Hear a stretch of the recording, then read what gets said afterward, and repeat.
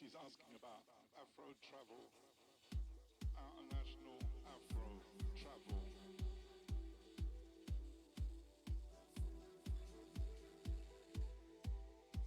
It's crazy, but it's not crazy. I call it Afro travel.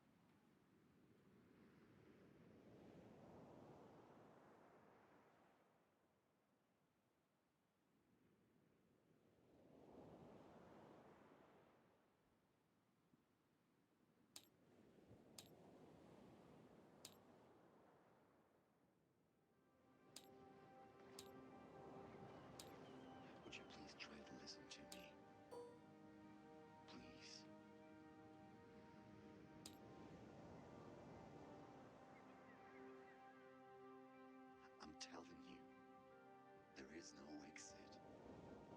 We're stuck here. Forever.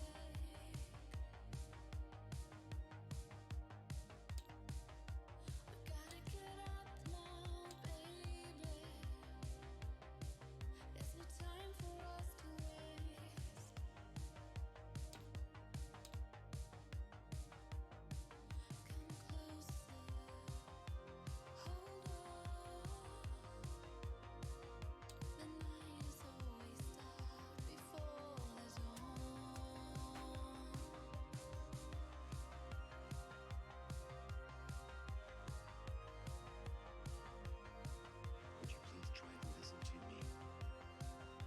Please. We can always try. I'm getting out of here. Are you coming with me? In this life we made, who's the one to blame? Don't you give up now, baby. Things will never be the same.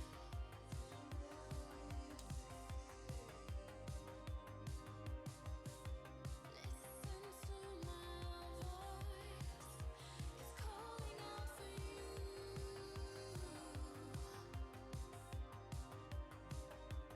Don't you give up now, baby.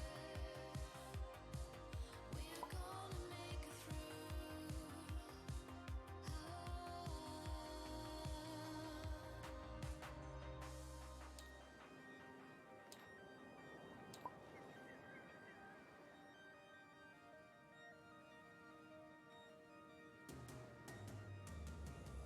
Come closer, hold on. The night is always dark before the dawn.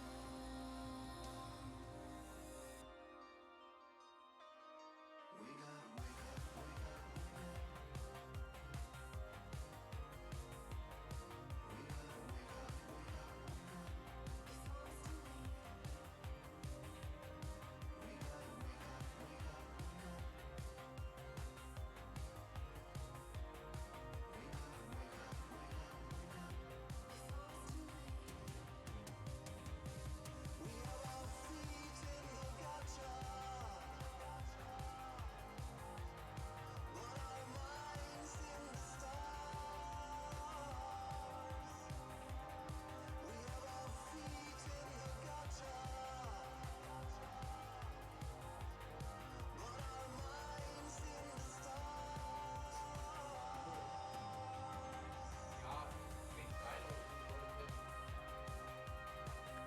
Hello.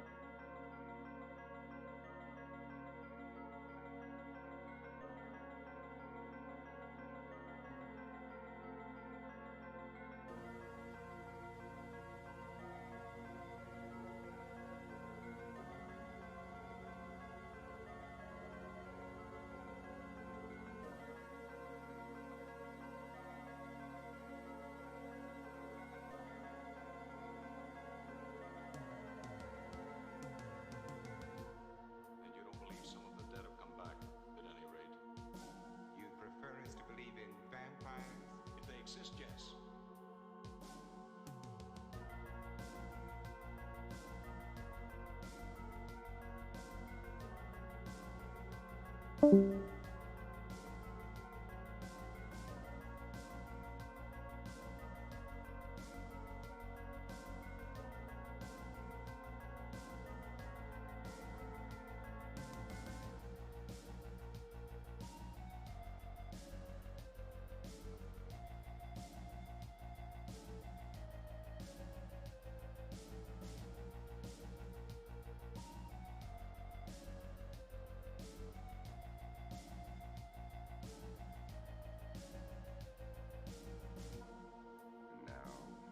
12 long hours before the sun will rise, drive them back to darkness.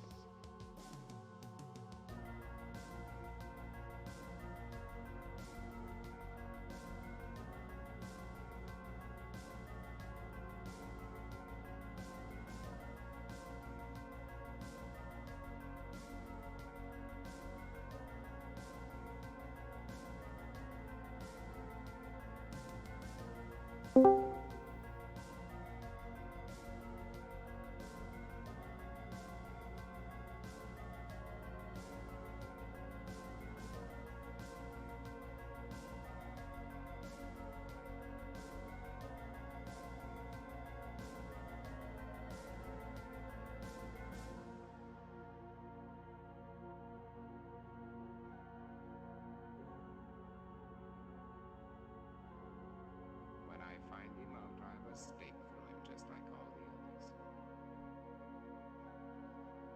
But you lived through all this. Do you know why? Perhaps I was chosen.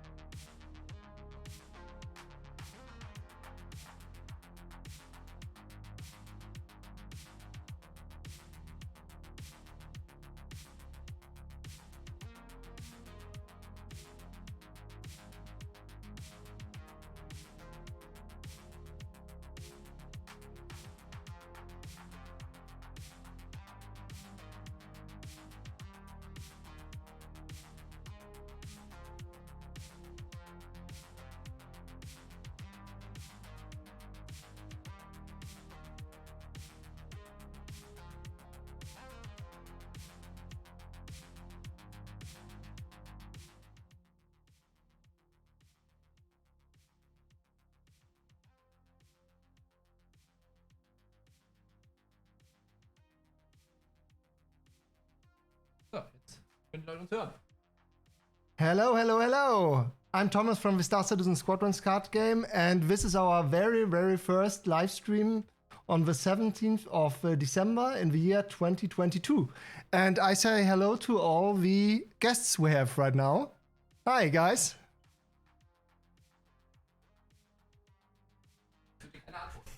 Yeah, of course, yeah. I know. No response. Okay. So, today is a very special day for me because Forgeman made it possible that we have this very first live stream. And this is also the first time for me. So, I could need some help from Forgeman. And therefore, I would like to introduce the guys. This is Forgeman. Hi, guys. This is Fresh. Hello. And these are big supporters of the card game, and without them, we wouldn't be that far. Yeah. So thank you guys for being here and for helping me out.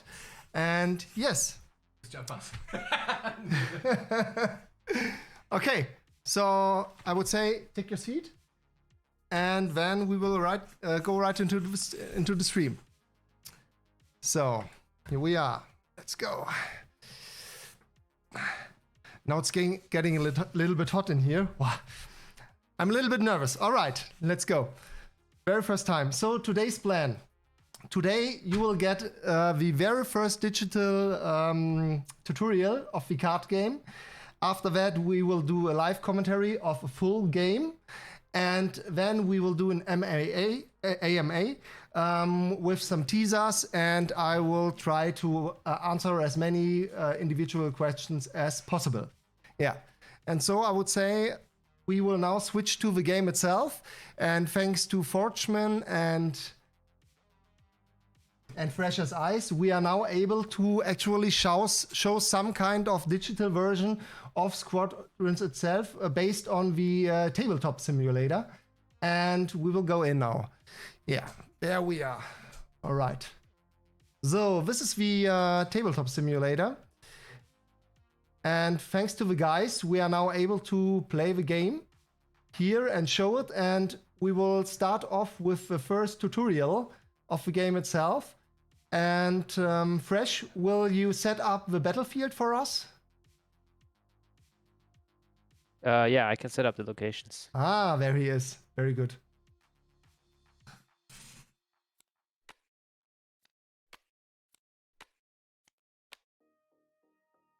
So for those who are new to the game, the cool thing about Squadrons is you have these location cards. And right now Fresh is building up the battlefield. And at the beginning of a game setup, you will place 5 random location cards on the battlefield. The cool thing is there are actually 15 location cards in a location set, which is right now the Stanton system. I could, yeah, let me have a look. Can you turn one card around? Fresh. But you can see it up there here. So it's the Stanton system, which consists of 15 different cards. And this is our starting setup we chose for the tutorial stage. And now I will get you into the game. And I'm very proud that we have this digital option now, because in the beginning the plan was to show the analog card game, which is of course pretty cool. But this way I can zoom in and show you more. So these are the 5 location cards, and this is the actual battlefield of the game tutorial now. And as you can see, these location cards have victory points here. And the goal of the game is to conquer and hold 7 or more victory points at the beginning of your very own upkeep, before you even draw cards. Then you have won the game. All right, so that means if, for example, Fresh would play 2 cards on Jump Point Magnus and another card on Outpost Korea, he actually has already the victory condition. And that's the cool thing. And that's the cool thing about Squadrons. You are ready to go right in the first round. You can play for victory in the very first round. And that's so cool because the very special thing about Squadrons is there is no in-game resource system. In Magic, Pokemon, you always have some kind of mana, and you, in the first round, you have 1 mana, and the second round, the second one, and then you are able, with each additional turn, to play bigger cards.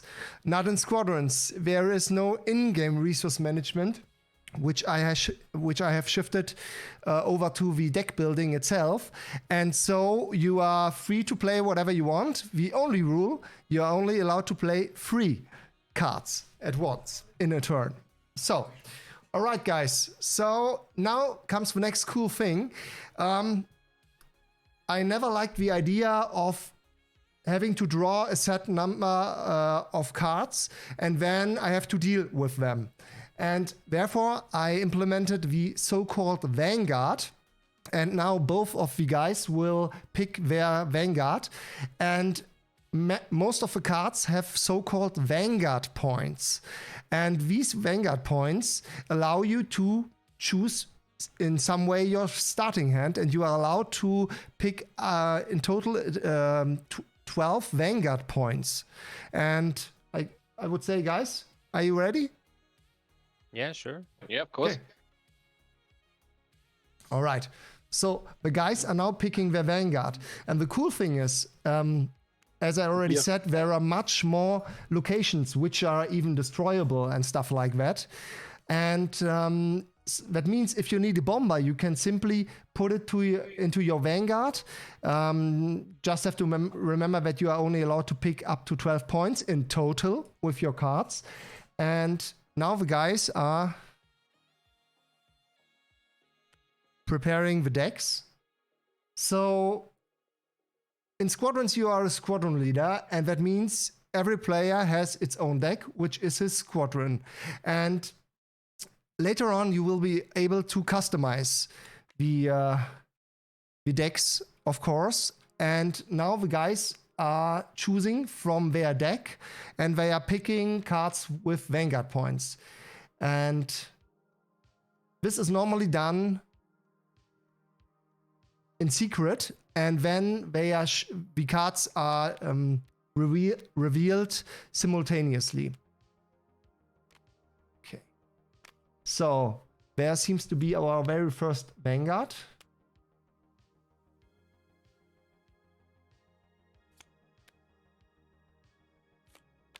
Very good. Okay. So Vandal usually pick blades, so very light fighters, which are not that expensive in the Vanguard. And the UE has some more tough ships, which cost more per ship.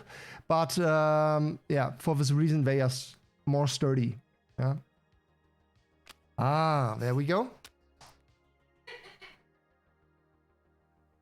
Let's have a look. So, the UE player chose a Falcon Squad Gladius for 4 points. Let me get my glasses. I'm an old man. All right. And then we have a UE Tracker, which is 5 points, as you can see here. There. And then we have a Buzzer Squad, which is 3 points. So in total, 12 points. Ah. There they are. Ah. All right. So the Vandal player started off with, as we can see, 2 rookie blades, which are only 2 points. So they are pretty cool, but they are also rookies. Yeah.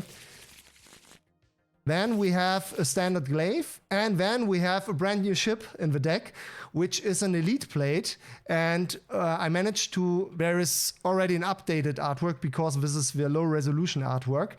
And I mean, it's so beautiful. I love the new design of the Vandal, and it's even this card, in my opinion, is already looking incredible. Yeah, and in total, as we can see, we have 8 points here and another 4 points here, so that's 12 in total. Okay, so this is the Vanguard, and now each player will take these cards into his hand, and he will draw 4 additional cards.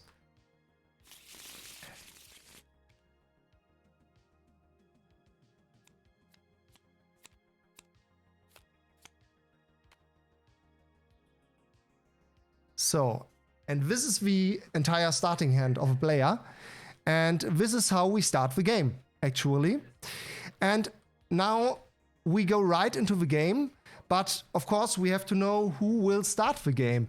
And this is also something very special, as I wanted the players to be able to have an influence on the very first turn, because sometimes there are destroyable locations, and you want maybe the first one to be there, and there is an option for it. And now you can bid for the very first turn. Hast du was gesagt? No? No? Okay. Okay. I just thought Fresh said something to me. All right. So now the players can bid for the very first turn. Yeah? And there are cards which have so-called tactical points. Let me have a look here. Here we have it. So this is Captain Buzzer. This is actually my favorite card. Captain Buzzer. And as you can see, there is this golden badge. And Captain Buzzer has 1 tactical point. Let's have a look. And Fresh has no. Yeah. Okay. So now each player chose a card maybe with or maybe without tactical points. And now both players reveal the card simultaneously. And we will stop bidding as soon as both players reveal a card without tactical points. And this is the case here. So UE opens up with 1 tactical point, Sniffers here. And that means he claims the decision for the first turn. He says, yeah, I want to decide. And after that, another set of cards is revealed. And if both players decide to reveal a card without tactical points, both say, I'm done with bidding. And that's the case. That means in this case, UEE went in with 1 tactical point and claimed the decision. And in the following turn, both players said, no, I don't want to play another card. I'm done with bidding. And as you can see, here is no tactical point. And the blade has also no tactical point. All right. So that means UEE can decide who will begin the game. I will begin. Okay. So Forgeman will start. He's the UEE player and he has the decision now. A player's turn in Squadron is very simple. You have 3 turns. You have your supply phase, you have your main phase, and you have your combat phase. And in your supply phase, I will do the basic breakdown now for you. But in the supply phase, you at the very first, you will check your victory condition. Now, as the game begins, nobody has any victory points, and then the player will draw 2 cards. After that, he's actually done with the supply phase, and he will go into his or their main phase. And this is where we are right now. So Forgeman opened up, and you are allowed to play in your main phase 3 cards face down onto locations or into your fleet zone, as you please. Yeah, that means Forgeman could have played, let's say, 3 cards on Jump Point Magnus, or maybe 1 card on Outpost Korea and 2 cards on Jump Point Magnus to get the victory condition. And he did it in this way. He chose 1 card per location now, which gives you the option for victory in the next turn. But the problem is, in the opponent's turn, the opponent is also allowed to play, of course, up to 3 cards. And he can choose to attack 1 location with 3 cards where you have 1 now. So, all right. So that's it. As Forgeman decided to play 3 cards now, he's done with his main phase, and there is no combat right now. So that means we will switch right to Fresh, which is the Vandal player, and we will have a look what he will do. Well, I'm gonna check, and we have to announce the victory conditions. Oh yes, I have victory conditions. Yeah. And I'm gonna draw 2 cards. So as you can see, Forgeman has a total of 7 victory points now.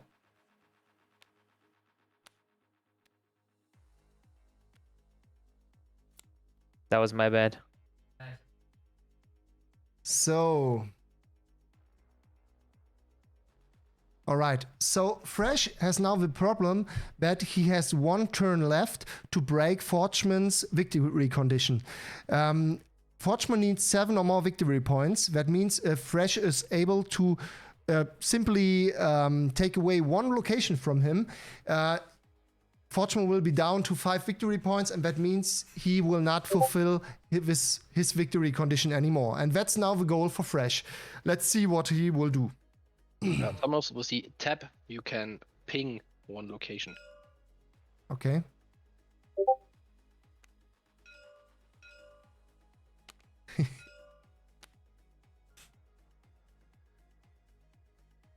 All right, I'm gonna play these as Swarm. Maybe you can tell what that is. Yeah, of course. So, as I already said, a player in Squadrons is allowed to play up to 3 cards in his main phase. Now comes the trick. Bandul have Swarm ships, and you can reveal 2 Swarm cards from your hand, and you can play them as 1 card. As you are allowed to play 3 cards, you can actually play up to 6 blades. So 2 per card. So 3 by 2 times is 6. And yeah, okay. So Fresh starts. He plays both blades as a swarm. Here is the swarm symbol, as you can see. We have a look with tap. Yeah. And he plays another card, which is the second card then, face down. And do we have another card? Yes, on the 4 location. Yeah. Ah, right. Okay. So Fresh decided to play 2 cards on Outpost Korea. And he decided to play 1 card face down on Jumper and Magnus. That means we have now, after his main phase, we get into combat phase. And combats occur on locations where ships of both cards of both factions are situated. And yeah, let's go into the game, into the combat itself. And now you will get to see the heart of Squadrons, which is the combat. Because usually in all the other games, you are actually mainly playing for yourself. Yeah, you are doing your resource thing. When you are attacking the enemy player, maybe a creature will get between you and the player and try to defend. But in Squadrons, all the gameplay focuses actually on the combat itself. And on the interaction itself within the combat, and that's pretty cool because actually you are not that much involved in doing resource stuff. You will meet the player in the combat. Okay, so now we are in the combat. Have a look. Let's fight. Fight. All right. So at the beginning of combat, both players will reveal all their cards. And then they are able to assign their wingmen.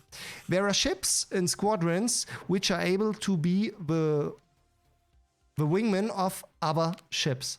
And this is the case here, as we can see, the Vandal Elite Blade and the Vandal Blade Rookie, they have this shield symbol. It's actually already outdated. There is a new symbol for it in the new design, which we will see later. But as you can see, we have 2 wingmen here.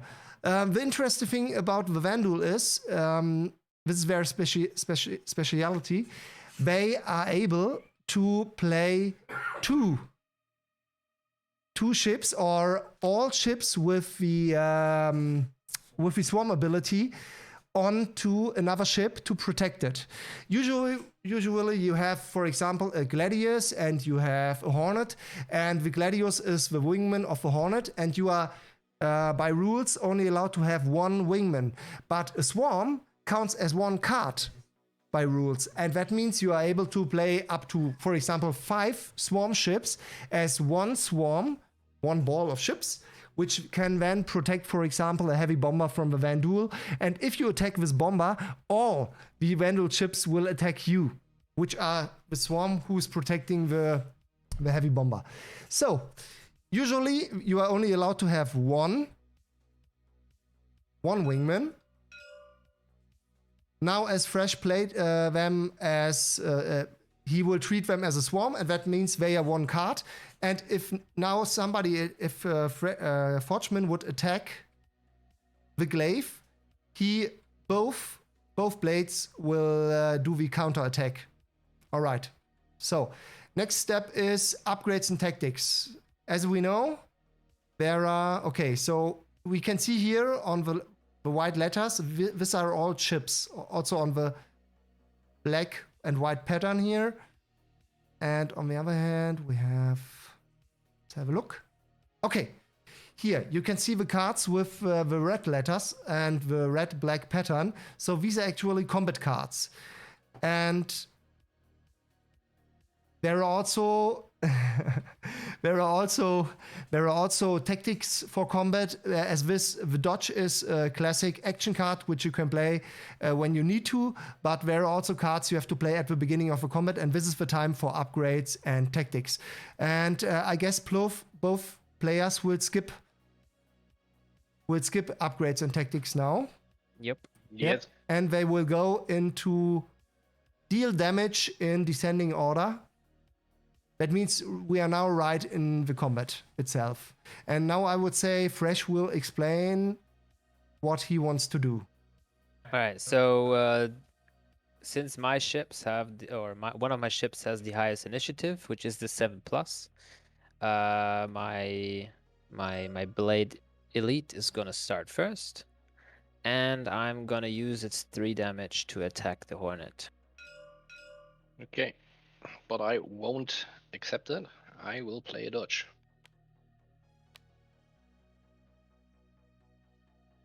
You want to explain the dodge, maybe, Mr. Yeah, Mr. yeah. Thomas? I will. Can you get me 3 tokens for the red damage below the card? I said tokens, not dice. Sorry. I actually prefer dice. I like tokens. Yeah. All right. So the Elite Blade would like to attack. Would like to deal 3 damage on Omega Squad. The problem is, as we can see, Omega Squad has 1 shield, 2 armor, and 2 hull. And now is the problem for Forgeman. If he accepts this damage, it will actually break the armor. So he decides to play this dodge card here, this combat card, and he will try to do an evasive action and roll the dice and try to avoid this damage. And for this reason, he will take a d20 and he will roll on his evasive value here, or on his dodge value. And he's not allowed to roll higher than 12. Not higher, when you have a fail. So, there we go. So, that's a 15. So, this sucks. And that means this card is gone. It's gone anyways, but he used it and he failed. That means he will get the 3 damage. And to show that his armor is broken now, we will add an armor breach below it. And now, I will explain that at the end of the combat. Okay, so next chip, Fresh. Now I'm going to use the other blade with 2 damage to finish off the Hornet. Now we come to the most important value, and as you can see, there's this big blue button here, which is the initiative. Initiative is very important, as it tells you when you are allowed to attack. The higher the initiative, the better. And the Elite Blade started with 7+. 7+ is faster than 7. And so he started dealing 3 damage. And now we have a glaive with 6, we have a blade with initiative 6, and we have the Omega Squad Hornet itself with initiative 6. And as the Vandal player is the attacking player, he will declare first, but now all the ships with initiative 6 will deal their damage at the same time. But, I mean, someone has to begin. So we will start with the Vandal ships, which will deal their damage first. Fresh? Well, I'm gonna use the blade to attack the Hornet. All right. I won't do anything, so... Okay. So now... Can you add 2 additional tokens?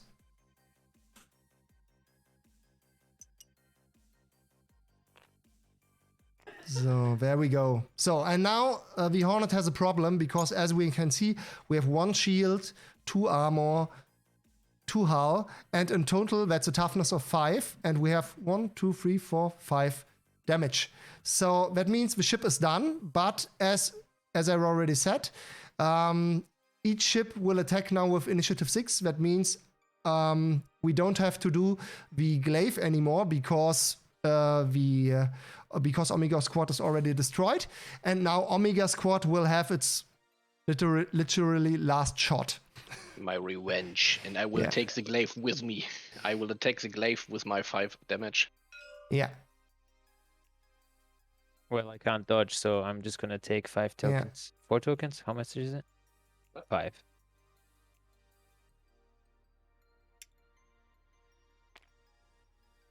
So now Omega Squad is attacking with 5 damage, is attacking the glaive with 5 damage. And the problem is, even though there are wingmen, Omega Squad will deal its damage in any case now, because it was already destroyed at the same initiative, and that means Fresh can do nothing against it. Maybe if he would have a dodge as action card, he would be able to play it. And now I want to show you something. You have already seen the action card dodge, which gives you an additional dodge roll, so that you are allowed to roll the dice and avoid damage. And there are ships, mainly the light ships or hero ships, which have built-in dodge rolls. And as you can see, blades are, do not deal that much damage, but they actually have 2 dodge evasive actions built in, which is pretty cool. So, yeah. All right. So now all shifts have dealt their damage. As I already said, the glaive does not have to deal any damage now, because we are done already with Omega Squad. And now, at the end of the combat, we remove all ships which were fatally wounded. And yes, and we will remove all tokens. And if a ship stays in combat, it will actually keep the armor breach. You can see here. And in the next combat, this ship will have no armor left and will be weaker then, of course. All right. So now Fresh has to let Forgeman know that he has victory condition. By the way, I have victory condition. By rules, you have to say it. Yeah, it's important. It's like Uno. So, my turn. I draw 2 cards.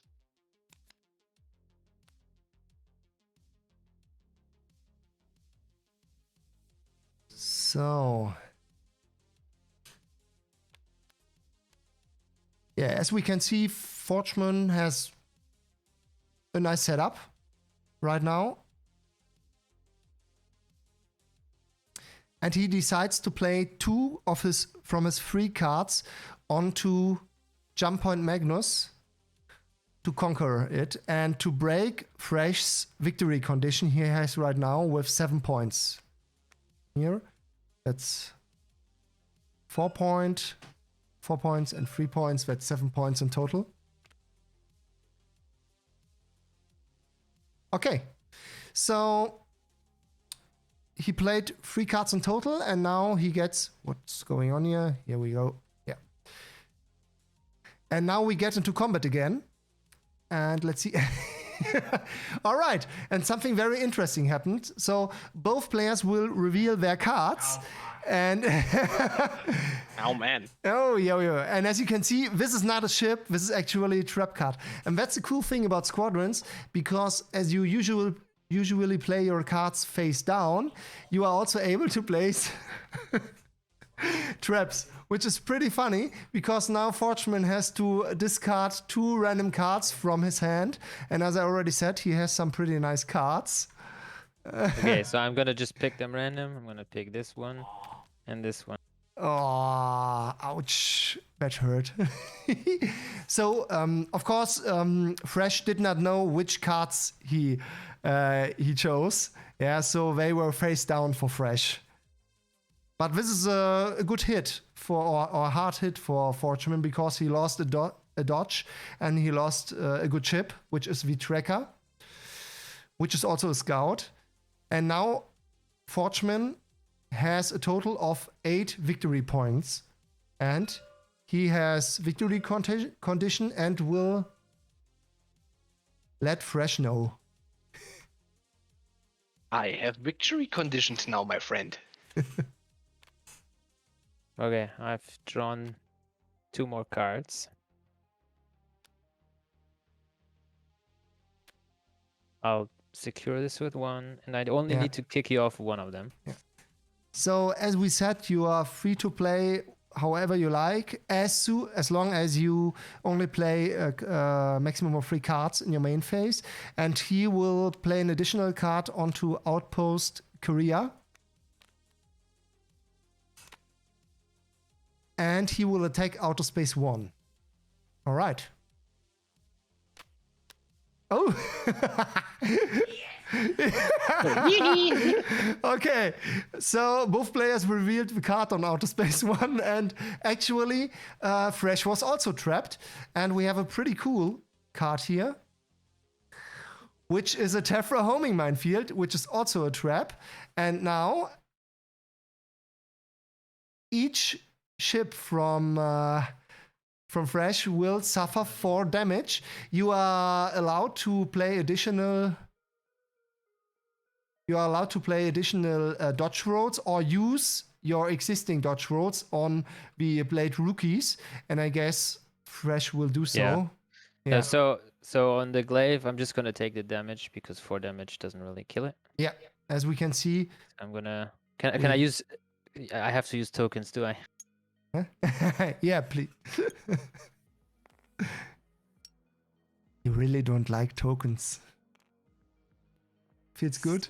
I always eat them. All right, and then I'm gonna start this one. So this one is gonna roll a dodge.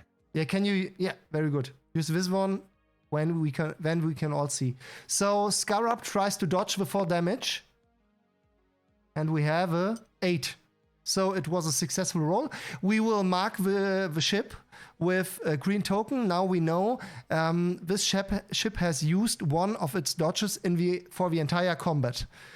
So if there would be additional fights after the minefield, the ship would start with 1 less evasive action. And now it's the other Scarab's turn. So it's a 3. And as we can see, both blades have a dodge value of 13, so you're not allowed to roll higher than 13, and a 3 is fine. Yeah, 1 to 13 is okay. All right. After that, we will remove all tokens from the combat, and we will remove the trap card, which has triggered. So this actually sucked for Fortune. So let's have a look. Okay. Here we go. So right now we have Fresh with a total of 5 victory points, and we have Forgeman with the UEE, which has who has 6 victory points in total. That means no one fulfills the victory condition right now. So let's see what happens next. Okay, so I draw 2 cards.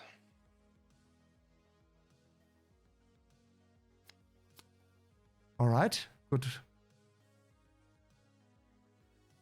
A good draw because he drew 2 ships. He received 2 ships, and now he has 3 ships in total, and he has an upgrade. As you can see, so this is an upgrade which can buff the turret of the ship.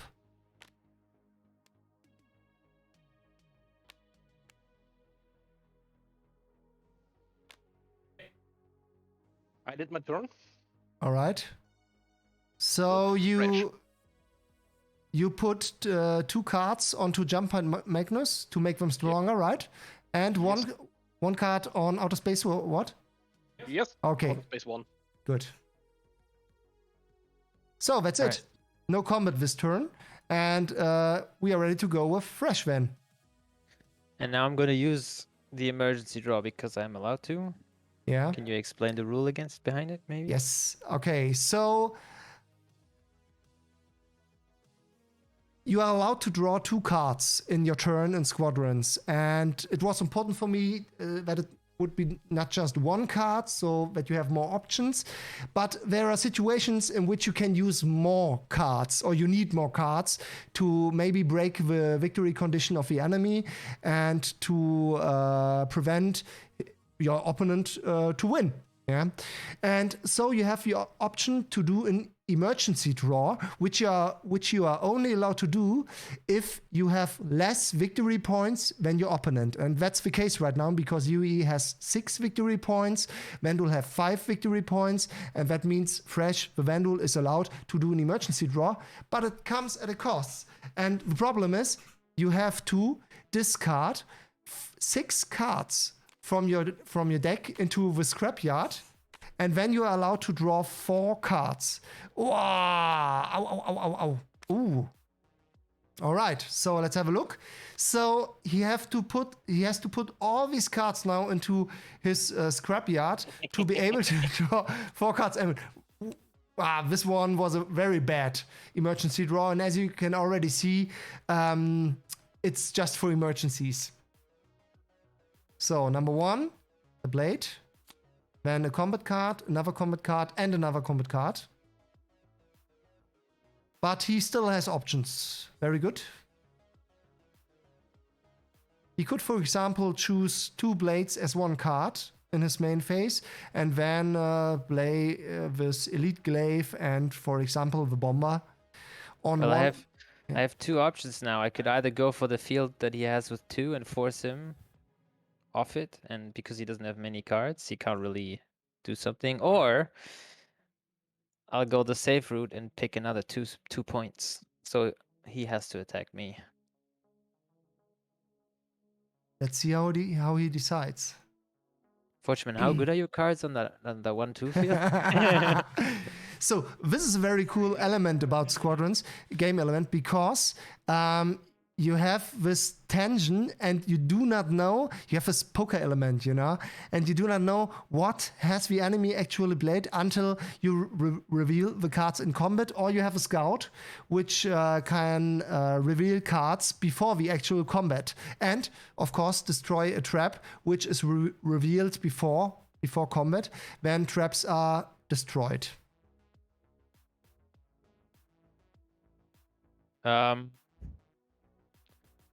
Oh damn. Yeah, I'm gonna take the risk. I'm just gonna go full ham. Really? All right. People want to see combat, right? So let's start them combat.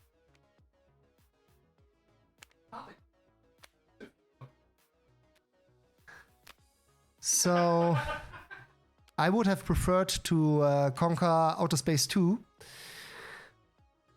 No, because Forchman has only 1 card left, and that means the chances are high that he will not be able to set up a strong force for a counter attack next turn. But I guess Fresh wants to show us the combat. So we are now in combat on Outer Space 1. Okay, guys, reveal your cards. Oh. Ay. Ouch. Okay, so the problem is for Forchman now.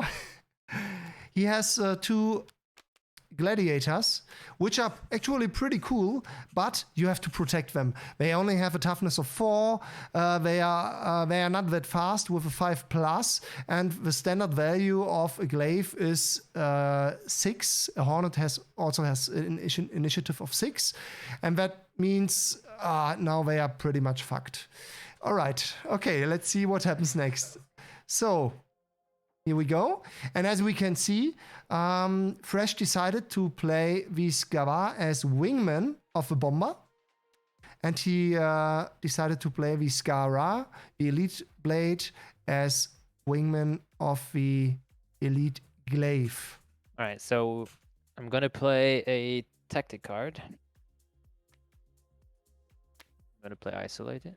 Okay, and Forchman decided to play his Falcon Squad Gladius onto this Gladiator to protect it as wingman, and now Fresh used this card, the Isolated, to disband the both of them. So now everybody's flying solo.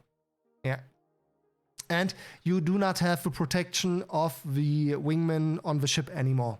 This can be very important if you have a strong wingman, for example, like Captain Red, which is a Hornet Ace. He's pretty strong and you do not want to trigger a Captain Red. Yeah. All right, so after that, this card is gone. Yeah. And we go into combat. Now, are you done? Are you both done with playing upgrades and tactics after assigning wingmen? Makes no sense to buff my battle squad because the one I buff will die first. Yes. So no, I won't do anything. So Forgeman has the problem that these 3 ships are very, very fast. We have a 7+, we have a 7, and we have a 6+, which also did 6 damage, so it's brutal. And he has the problem. This one is okay with initiative 7, but these 2 are lost because they only have 5+, and all the other ships will attack them, right beforehand. So, and he only has 1 card left. So that's also a problem because as you can see, it's not the card we need right now. Something like, for example, a dodge. Okay, so let's go into combat. The ship with the highest initiative shoots first, or deals damage first. I'm gonna shoot 7 damage on this one. It takes 3 damage. Yeah, I have to deal. 2 and 3. All right.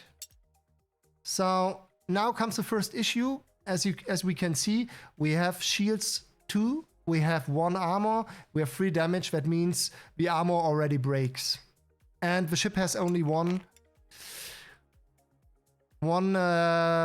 point of toughness left. Also, my turret is gone. Yeah, of course. Good point. So, I can explain it here. So we have a main armament here, a red one. We have red and white damage. Red armaments are for lighter ships, and white armaments are for heavier ships. Stuff like torpedoes and heavy rockets, stuff like that. And this yellow-black pattern shows you that it's a turret. That means each gladiator has a main armament, its turret, which can also work against other red ships. I will explain that later. And then you have white damage, which is actually the torpedo load of a bomber. And now it comes. There are bigger ships which have here a white. What? I can show it. Yeah. As you can see here, the bomber is a medium heavy ship, and it's red and it's white. That means it can get red damage and it can get white damage. But you couldn't fire the heavy torpedo load of a bomber, for example, onto a ship which is only red because the damage is white.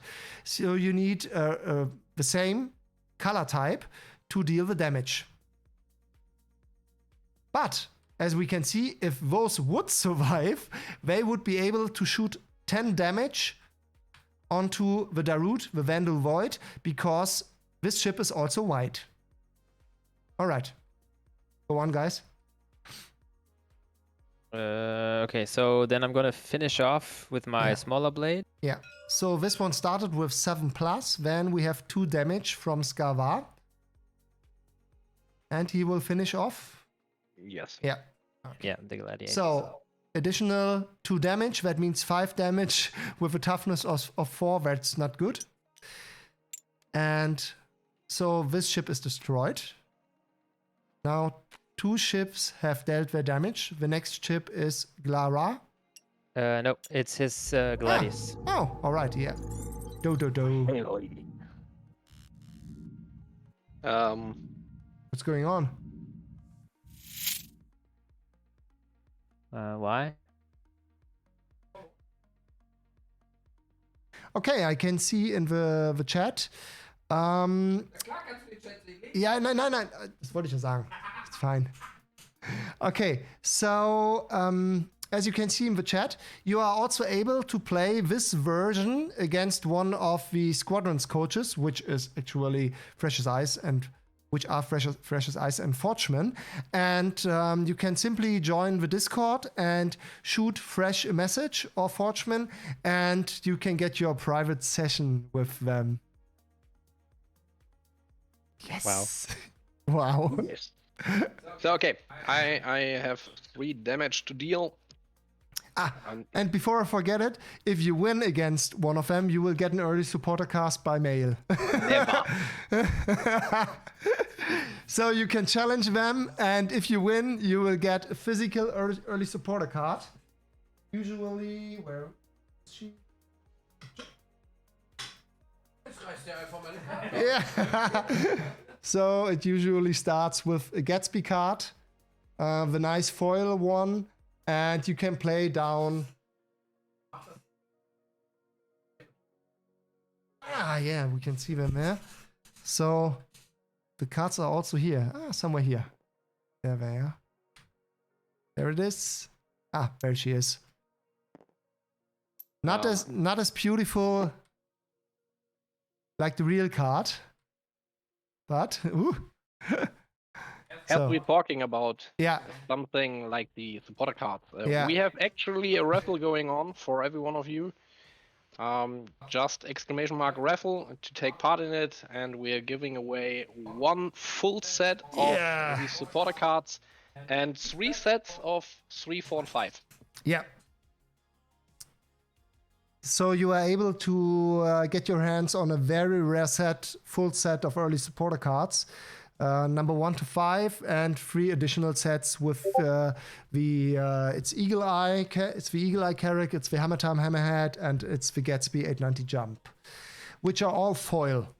They are very, but who am I telling this here? Yeah, I guess most of you already have cards. I guess so. Okay, so. Okay, I have to deal 3 damage. Yeah. So now it's Falcon Squad's turn, and I will attack. Let's have a look.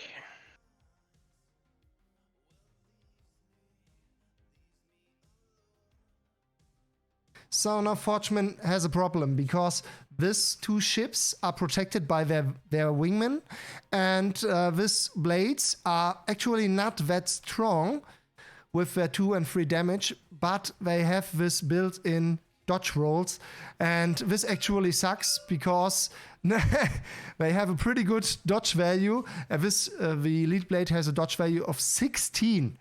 That means only a 17 or higher is a fail. Yeah, but I will take the Elite because it's a better card, so more damage to Fresh. Yeah. All right. Right, I'm gonna roll. Come on. Oh, come on. A 1. Okay, a 1 is of course natural success. Yeah. It's natural 20, as someone would say. So next on is my glaive, the Elite Glaive. Yeah.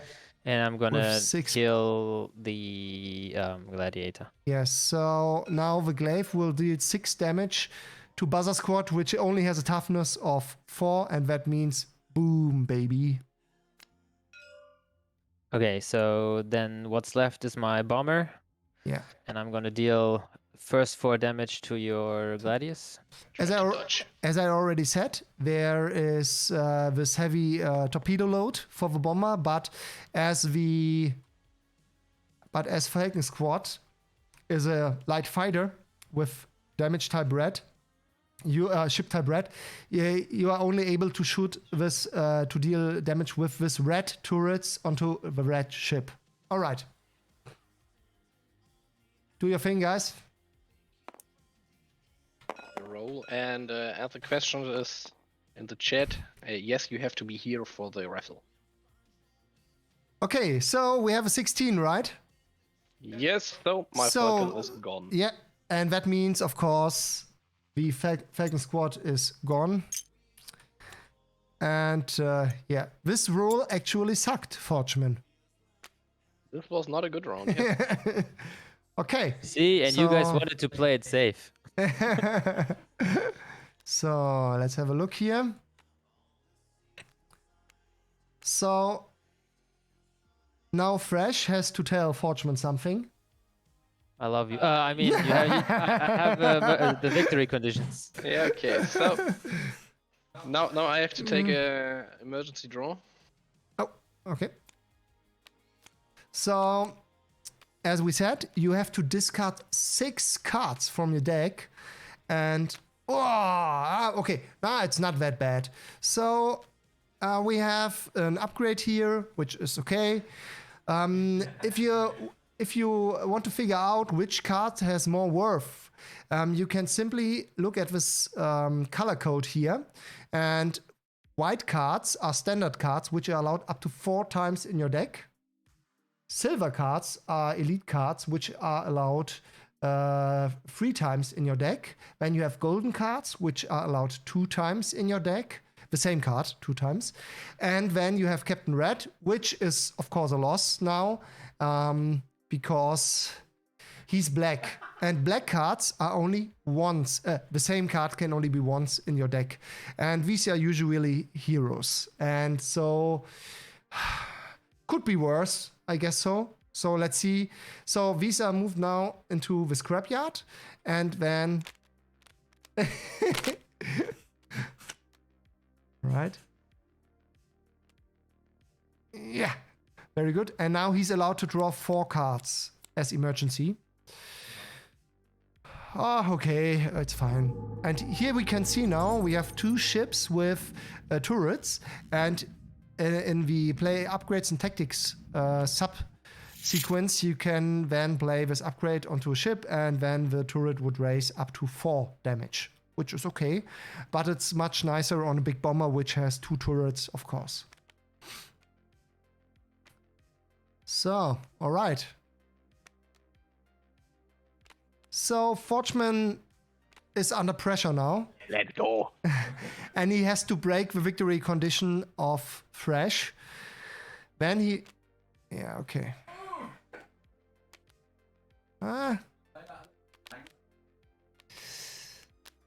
But at least you can protect your buzzer squad this time, Forge. Okay. So...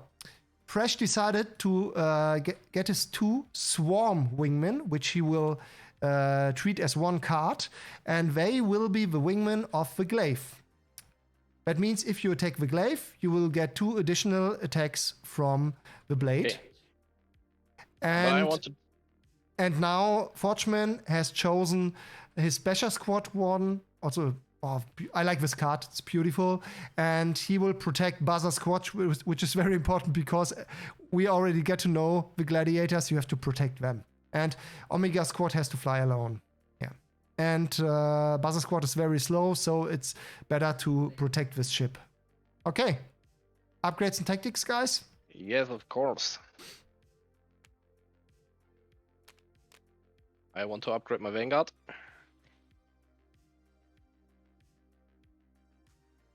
Let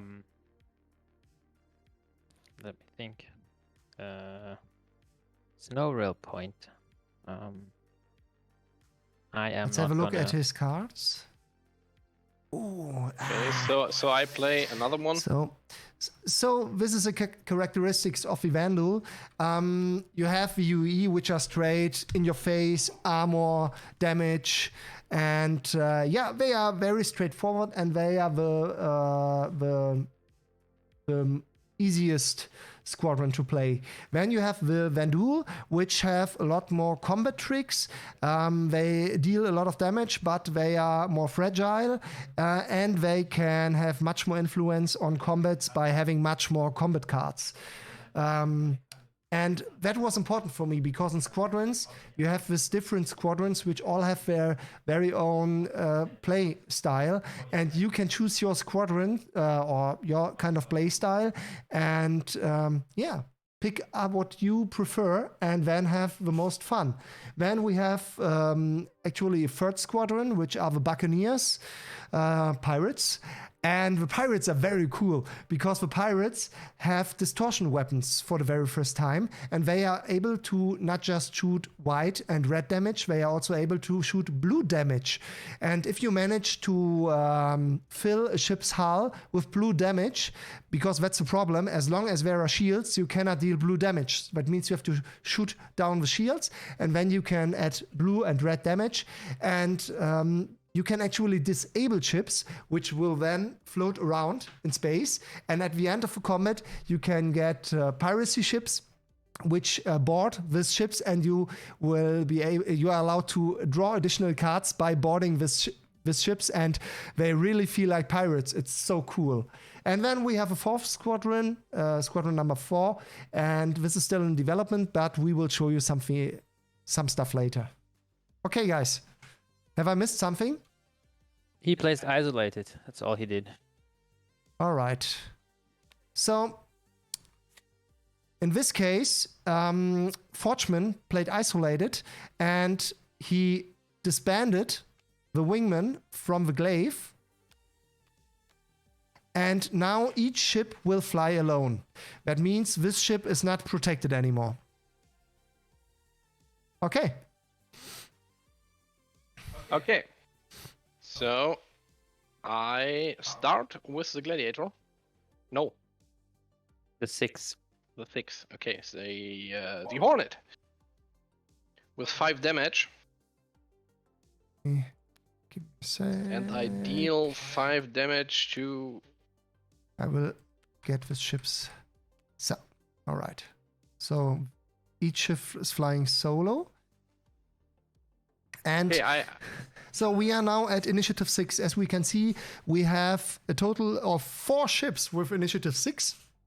But as all ships will deal their damage in any case now, but as someone has to start, the attacker will always start. And as UE is attacking, Forgeman will have to announce his damage first. yeah, and I go to the glaive. Yeah, good decision. I'm gonna play dodge. Aha. So as we can see, the glaive has no built-in evasive action, only a dodge value of 12. And now, Fresh played this hand card and gives the ship an additional evasive action. Rolling. Rip. Okay, a 20, as we already know. Oh yes. As we already know, you are not allowed to roll higher than your dodge value. That means a 13 or more is a fail, and a 20 is, of course, a fail then. But I can still attack with it. Yeah. So that's what I'm gonna do now. So we get rid of it. I'm gonna put 5 damage into the Vanguard. Ooh. So 5 damage onto the Vanguard. And as we can see, the Vanguard has shields 3 and armor 2. So that's a problem. Let's have a look. Okay. So Forge has no hand cards left. That's of course a problem now because he has to accept the damage now and deal with it. And with 5, we are breaking the armor. 5 damage. And losing my turret. Yeah. Yes. And now I'm gonna. Well, now my other 2 blades are. So this blade is gonna put 2 more damage into the Vanguard. So there are 4 hull points left, and the problem is Fresh is now able to add 4 additional damage to get to a total of 9 damage, and this will destroy Basher Squad.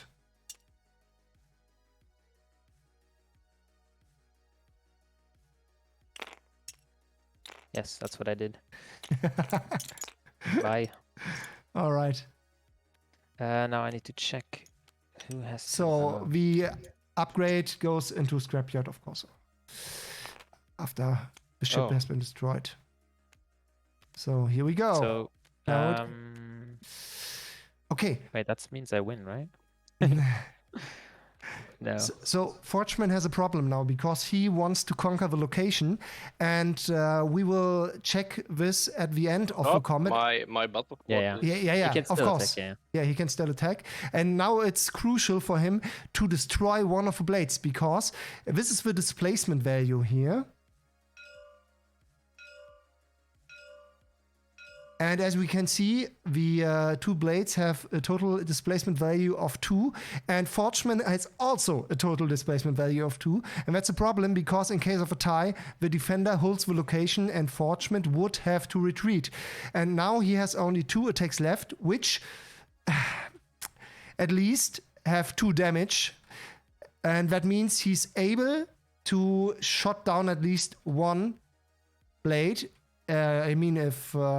let's see what we roll. I'm gonna increase my chances because I'm gonna play Salvo on the Gladiator before it attacks. Come on. Ah, very good. So this is Vandal, guys, and as you can see here, he plays an action card here, which you can play anytime, and he decides to destroy the turret. He decides to play to deal 3 damage spontaneously. And yeah, now Forge has the problem that 3 damage destroy the turret, and now it all depends on 1 roll. Okay. Okay, I will go with Guys. the left one. Guys, in the chat, do you think Fresh will manage to dodge? What do you say? No. Okay, no guesses? They have a little delay.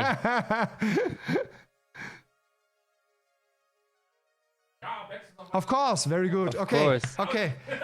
But I also would love if this ship would not manage to dodge.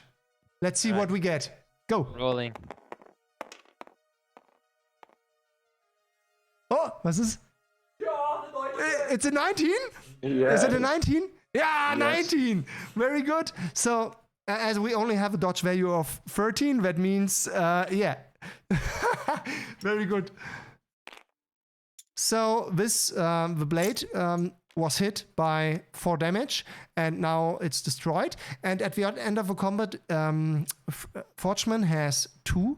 A displacement value of 2 in total, and Fresh only had 1. And his ship, after the combat, will move back into Fresh's fleet zone. And you can use it next turn. So, now it's Fresh's turn. Fresh, let us know about the feelings. I will get a drink. Well, I'm thinking, can I do an emergency? I could. So that's 6 cards, so I would lose 10 cards, and I have 11 cards left. How many do you have? 17. Okay, I'm gonna do an emergency draw again. Let me make some room. Ow. So, what do we have here? I like this. Oh, that hurts a lot. Oh. Leave it on the table. Yes. So, all right. So, as we can see, Fresh discards 6 cards from his deck into the scrapyard. And the problem is, he's losing his squadron leader. And he's losing a glaive ace. Yeah, okay, this one was a hard one. And this is the latest card. I'm very proud of it because you can play this card after you have draw your 2 cards in the supply phase, and then you are able to play additional supply phase cards, and this is supply phase tactics. And you can then play this card, and at the end of your turn, until this point, the card will stay there, and you will draw a card for each location you have conquered this turn. That means you could play actually for 5 locations, even though you are only playing 1 ship, and then you would be able to harvest your the locations, and you will draw a card for each occupation, each location you have occupied. So, all right, but he lost it. Yeah, okay.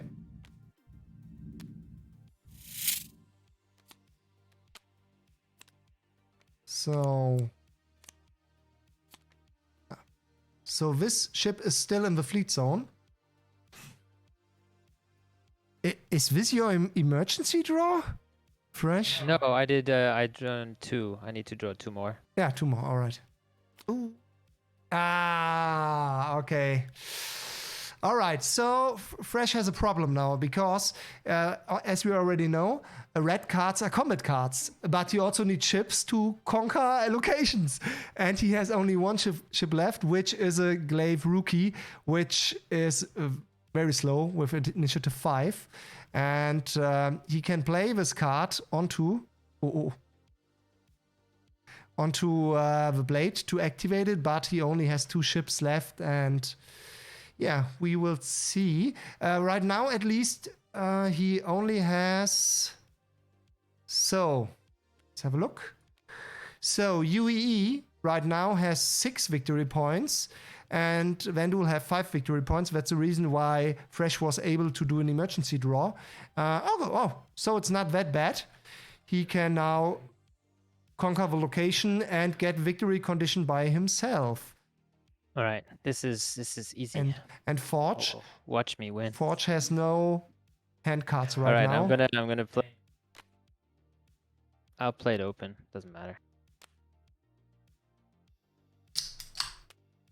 All right, I'm gonna go here. You gonna attack? Go hard or go home.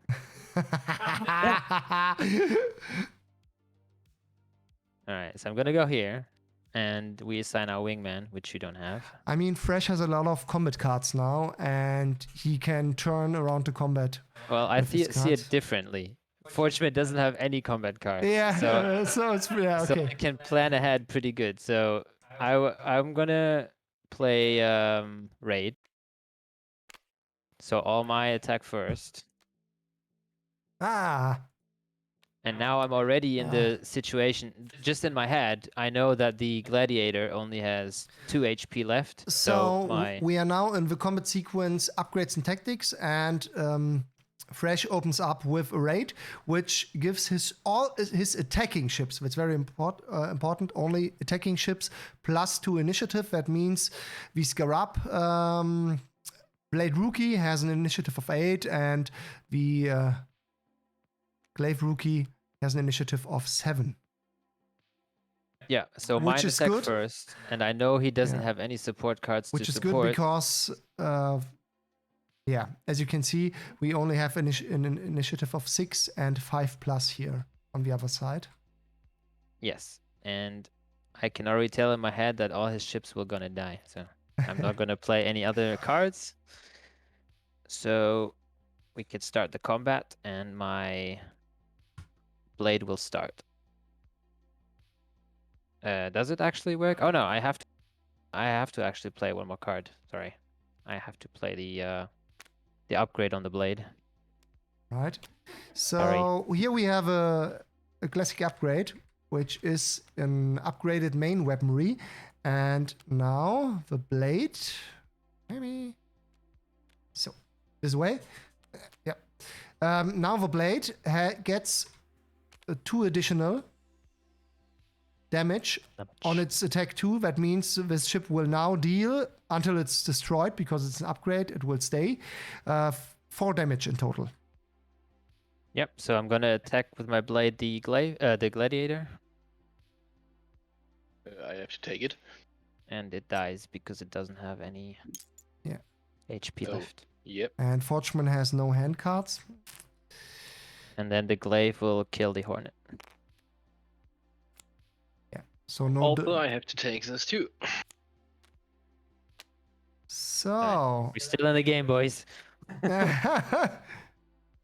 So as we can see now, the Vandu player holds 7 victory points right now. That's 2, 5, 7. Okay. So I have 70 cards left. Okay, I have to do it. Yeah. Another emergency draw.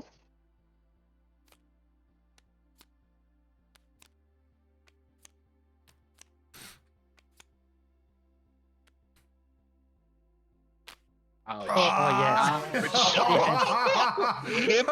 Okay, Fresh, you won. All right, so let's go through this. So we have, I like this card. It's Captain Basher, and as we can see, Captain Basher has a black color code. That means he's only once in the deck. And then we have, of course, Commander Orwell, which is the squadron leader of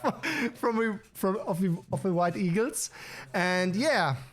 What can I say? We also lost him. This also very good because you are allowed to draw 2 cards. Yeah, okay. But it was a hard one. Yeah. Bye-bye.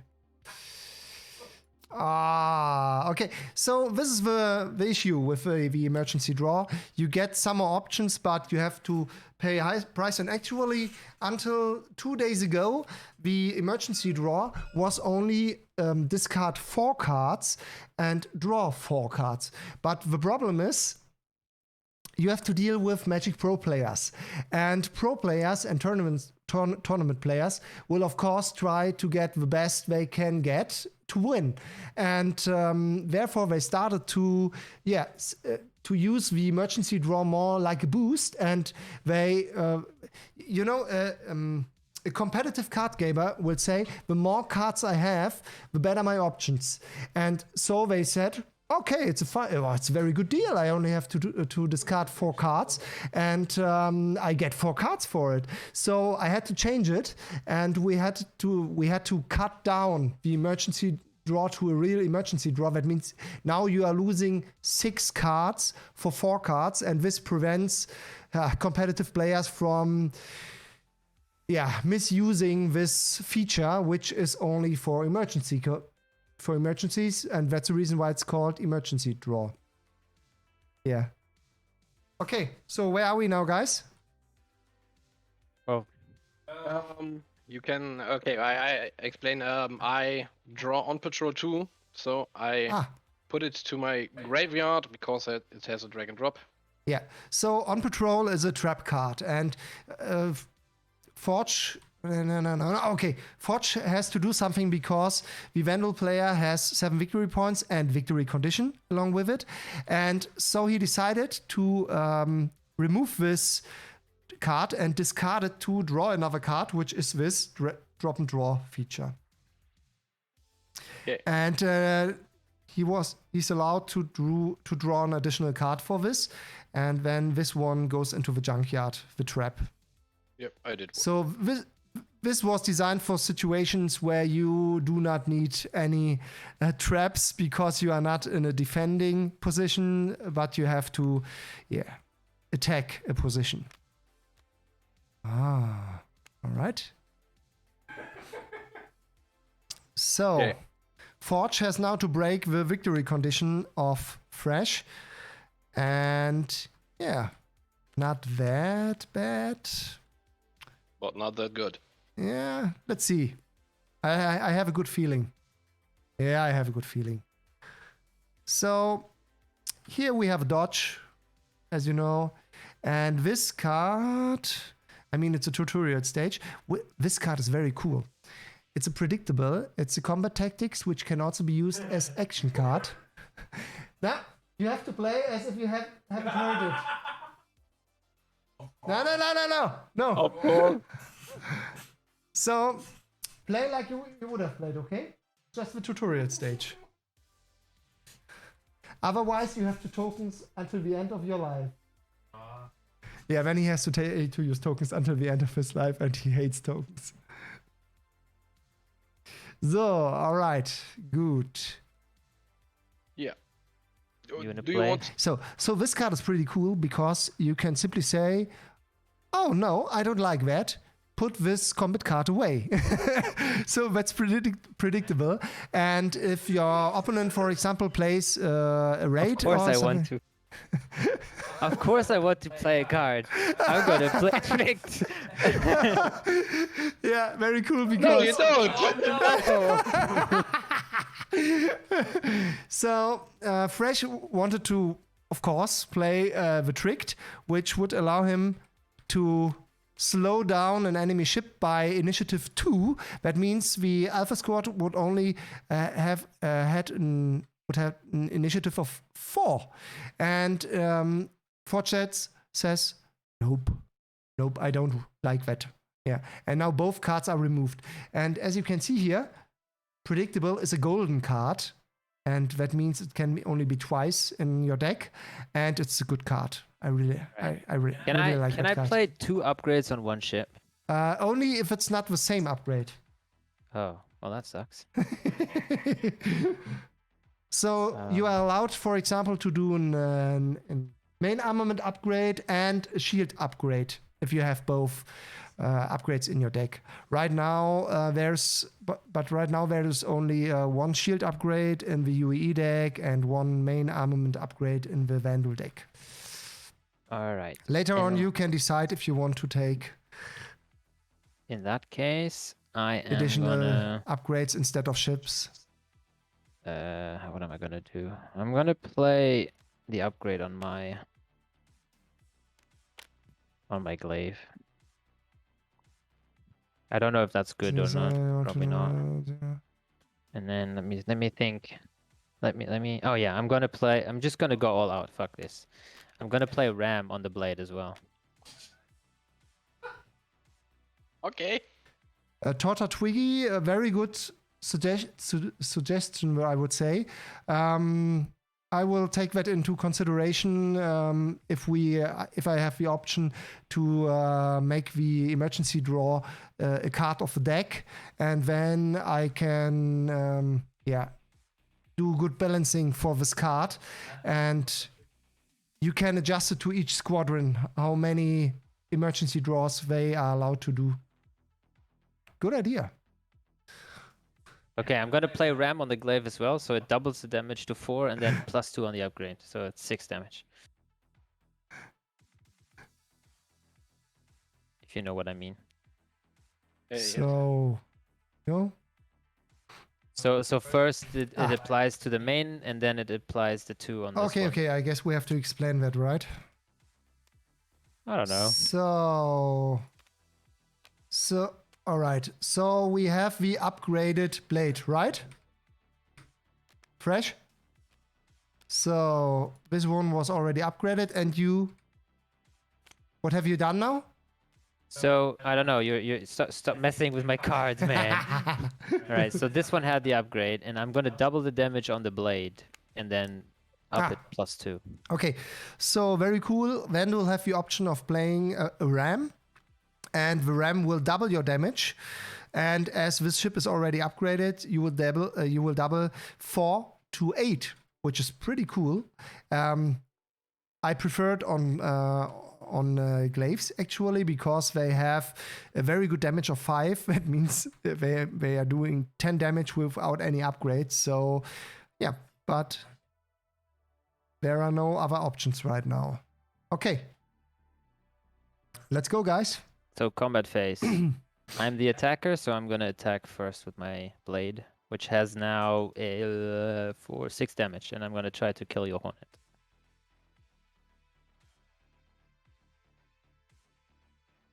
Yeah, no. Now is the time. So Party pooper. now it's very important. So we have 8 damage against Alpha Squad, which has only a toughness of 6. And now Forgeman will use his last dodge as hand card. And not higher than 12. Yeah. A 1, very good. Not higher than 12. Very good. We actually don't need that because the card is gone. Only if you have a built-in dodge value like here, you have to put a green token on it. Okay. Well, then So it's my turn. Yes. And I have 4 damage to deal. You know it's a wingman, right? Or did you play isolated? I can't remember. Well, the blade for the glaive, obviously. No, I go for the blade. Okay, I'm gonna try to use my dodge. So the blade is the 13. wingman of the Glaro, Here we go. because only the blade has this ability. Yes. Oh, very close. 13. Yeah, and the blade has a dodge value of 13. That means that was very close. Okay, so now I'm gonna use my glaive, and it's how much does it have? 7 damage, I think. Yeah, 5 plus 2. 7 damage to destroy the hornet. Yeah, now it's gone. Okay, so my last turn. So now it's Boomer Squad's turn, and Boomer Squad has torpedo armament of 12, which is white, which does not work here because we have 2 red fighters here and white damage, but he has 2 turrets. And as the blade has already dodged once, that means it only has 1 built-in dodge left. And I guess he will try to hunt down the blade now. I want to explain something before someone asks. Dr. Twitty asked how the multiplication works, or what if first the plus and then the multiplication gets upgraded. But the card itself, the multiplication card, says the base damage of the card gets multiplied. So no matter how many additional damage you have on the card, it's always only the base damage that gets multiplied. All right, so. Okay, actually I'm deciding if I go for the rookie glaive and take the damage from the blade.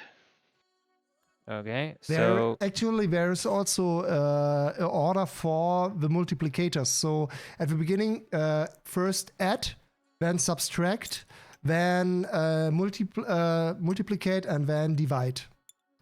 So if you have, for example, an upgrade which will give you plus 2 damage, then we will first apply it from the order, and then if there's let's say a combat tactics from the opponent which reduces or let's say splits it by 2 the damage, then this would follow later on.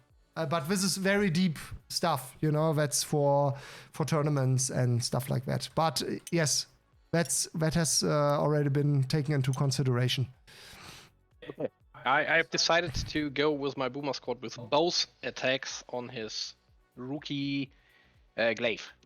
So I take both damages from the wingman, which is 4 in total. 8 in total.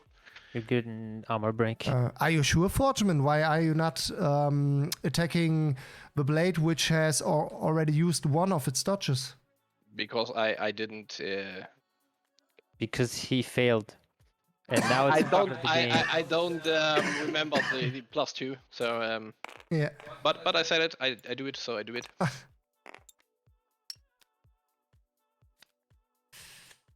So he might have survived, and he got in thingy. Yeah. An armor break. Okay. But he pushes me off. Usually you would have dealt damage to the blade, because for each attack Forgeman made with 1 of his turrets, he received a counter attack from the blade as wingman, and that means he just ate 8 damage, which wasn't that smart.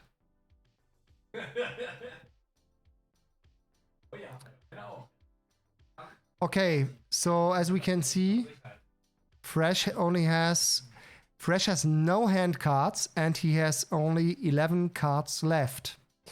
We have both no hand cards. Yeah. So I can either do an emergency draw now and hope that I win the game after this, because then I can't draw any more cards, or I go this safe route and draw only 2 cards. Forgeman has only 6 cards left, as we can see here. But I don't know. That's a tough one. If I don't draw 2 ships, or 1 ship at least, that's gonna be annoying.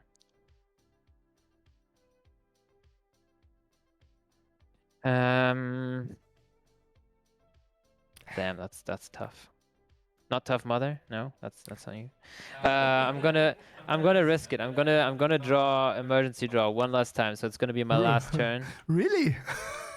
I mean, he can't do 1, so he can only attack me with 2 ships at max if I place it on the 2 You point. have to believe in the hearts of card.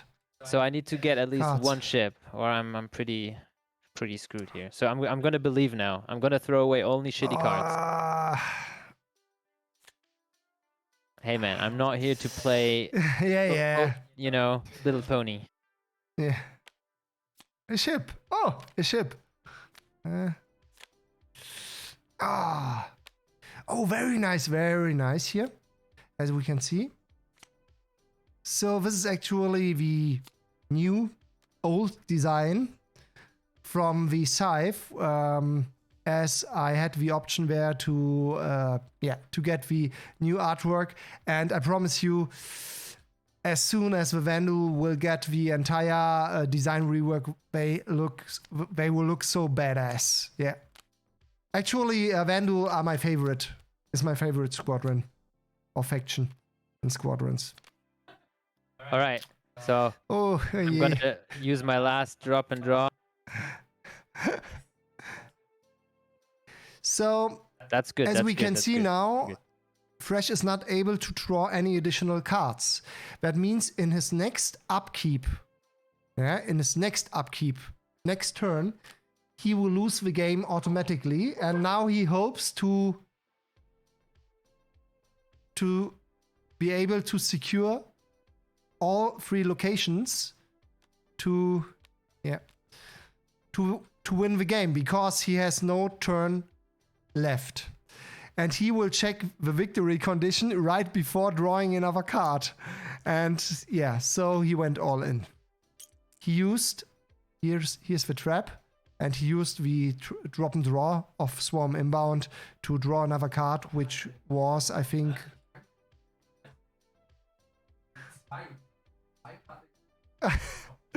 So Forgeman has now the issue that he has only 4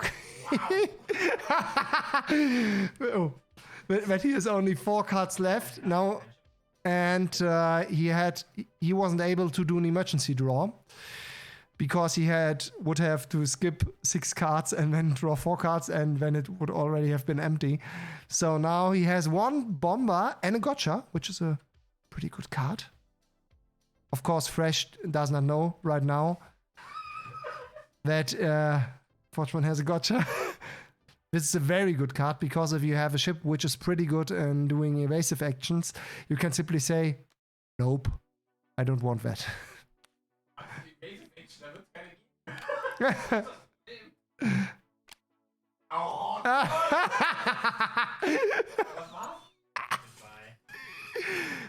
No. Ich muss zeig's mal noch. Show it. So actually the face down card was spotted, and that means Forgeman has to discard 2 random cards, and now he has to drop his last gotcha. On the bright side, I have to dodge 2 times now to win the game. If I fail 1 dodge, I lose the game. Oh. And this is what I love about Squadrons. It's always tension until the very last turn. There are also much faster games, of course, but you always have the chance as a player to influence the game and to get at least once the option to get back into the game. Yeah. It all comes down to 2 rolls. That kind of is annoying. Well, again, let's just play it out, I guess. Well, I can't play anything, so I'm gonna attack with my 7+. Doesn't really do anything. I'm gonna do 4 damage. It's my and shield. then 3 damage, sorry, and then another 2 damage, so it doesn't really matter. So of course we have no hand cards left. That means now the ships are on their own, and now 7+ starts 3 damage and 5 damage. But that's not enough, because the Retaliator has shield 4 and armor 3. That means you need to deal 7 damage to break the actual armor. Here we go. That's 2 times. I begin with the Elite Blade. So 16 overall. But why the Elite Blade? Because he's dumb. Let him do it. Yeah, no.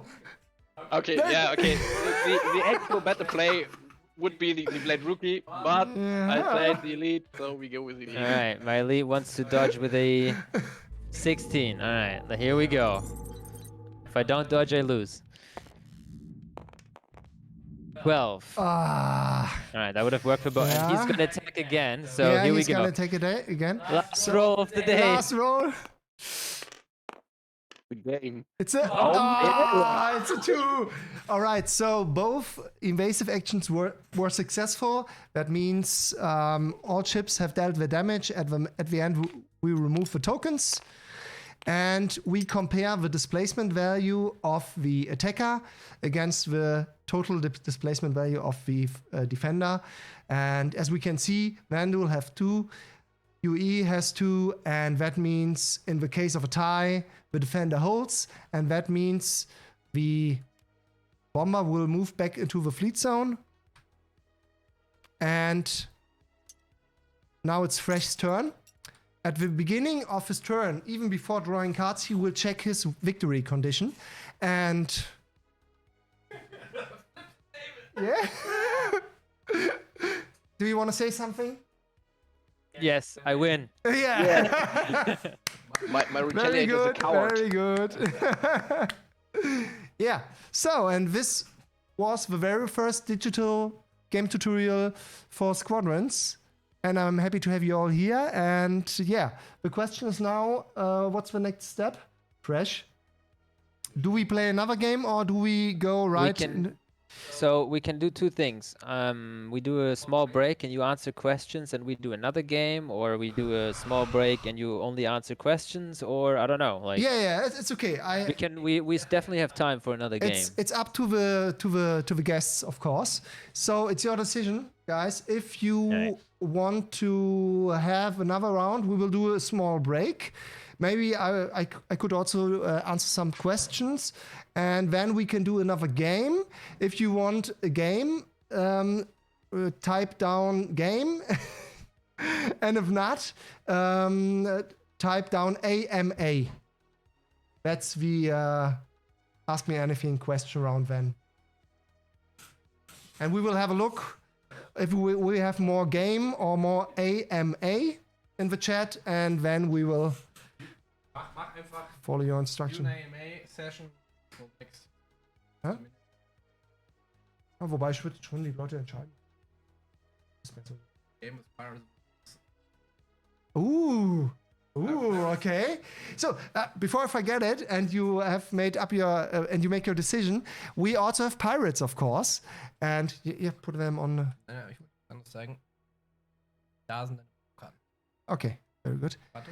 But also, ich wollte nur mal gerade die Buccaneers zeigen. So, the cool thing is we can of course show the pirates in the next game, and Fresh loves playing the pirates. So, if you say game, we will do actually a game with the pirates against Vandal. Pirates against Vandal. Very cool setup.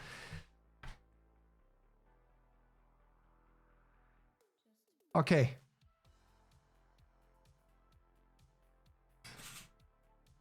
All right. I don't know. I'm not the technician, guys, so I cannot help you with that.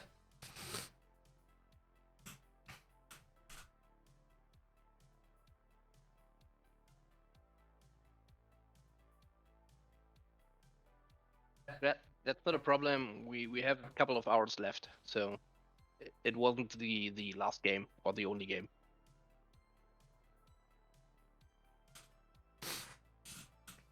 The pirates are very cool, and the cool thing is, I already said that you can choose your favorite playstyle. But the cool thing is, Squadrons really feels like Star Citizen. You feel the ships, you feel the play styles, and you have the pirates, which are much more fragile than UEE, of course, and they actually don't like to be attacked. And that's so cool about pirates, because they even have a card which is called Time to Leave.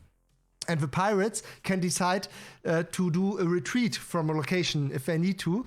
And this is the only squadron which has this option, but they actually need this card to be able to decide where they want to fight. And then they have additional ships. They have the Corsair, beautiful card. And I really like, I like them. I think they are a great squadron, and it makes so much fun playing them, dealing blue damage, disabling ships, floating around in space, and when you are doing boarding actions and stuff like that, it's Star Citizen, baby.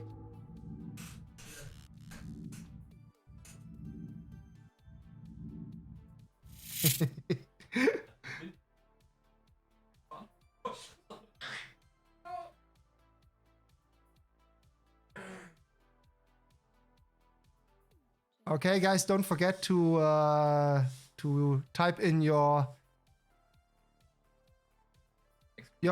preparation if you want to have another game with pirates, or if you want to have the AMA.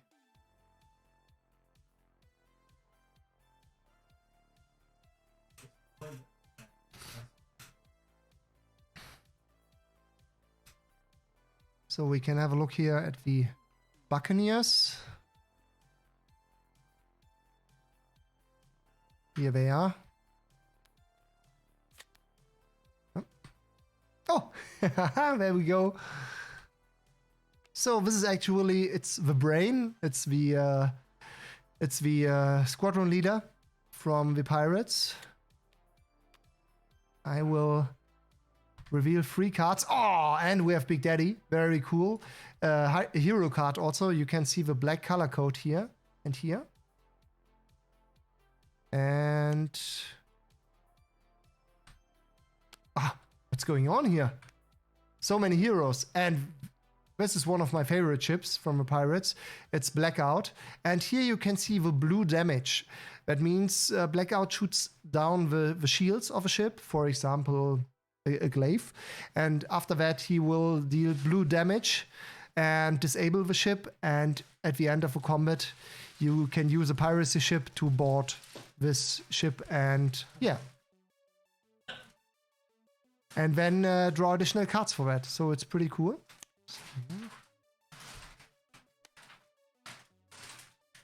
Some here. Of course, Caterpillar, only available in the pirate deck. And here you can see the ship, the piracy ability here. And this ability allows you at the end of a combat to board a ship and draw as many cards for boarding this ship.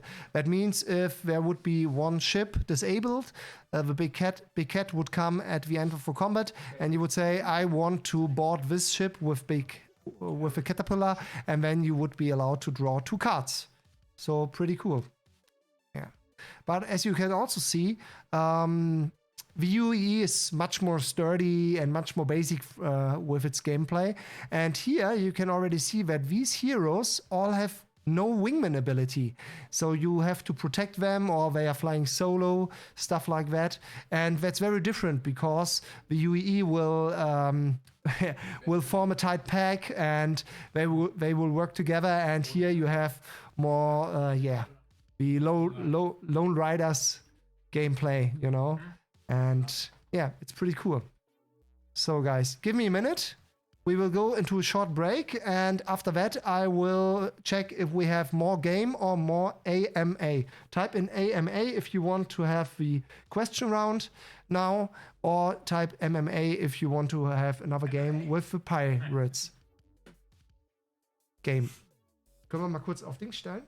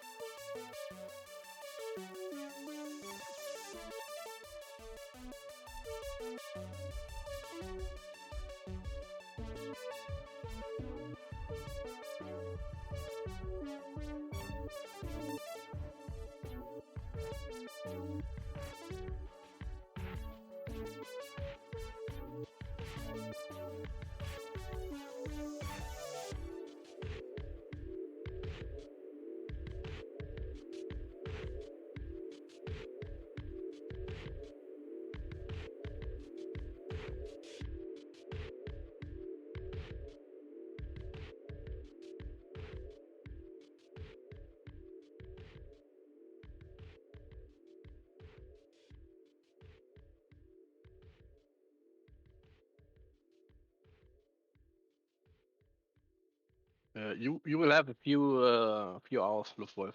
I think we have one game or one more game with Pirate versus Vendel. And I think we will, yeah, in an hour or something.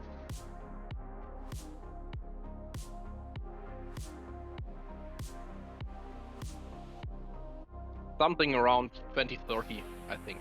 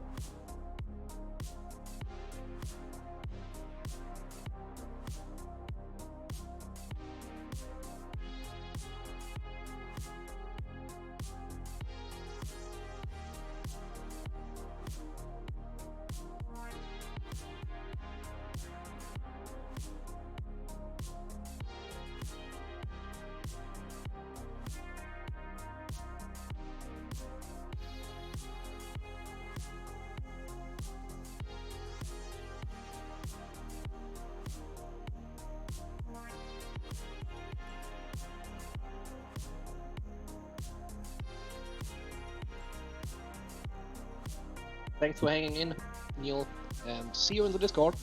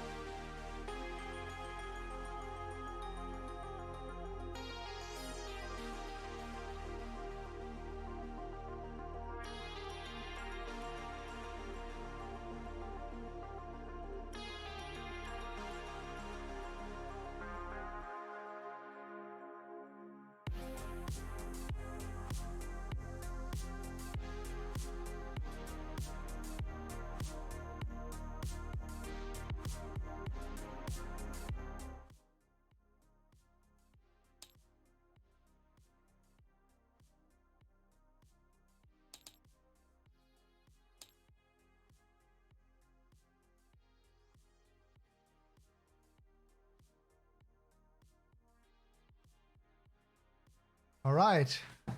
Here we go again. Ugh. Much colder because Forgeman thought it would be smart to open the balcony, but nope, it's minus 80 degrees here. 80, yeah. Minus 4. Labergeil. Okay. All right. So, let's have a look.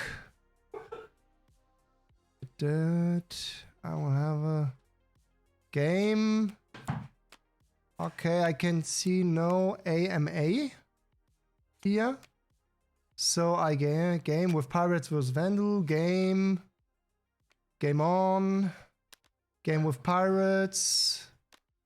Very good. Hey, Tough Mudder, you are the winner of the, was it Captain Buzzer, right? As graded card. Beautiful card.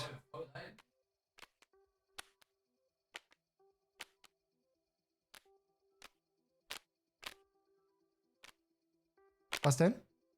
Which locations? Yeah, Standard locations? standard setup. Ah, very good. Tough Mudder. Good price. Keep it like a treasure. So, here we go. Let's have a look. So, we have our standard setup. We have 2 locations with 3 and 4 points, and we have the whole 2 locations to give you a very first introduction into the game. And on the next stream, there will be several locations then. Okay. So, like last game, the players will now pick their vanguard. They are allowed to pick a total of 12 points with their cards. And let's see what they choose.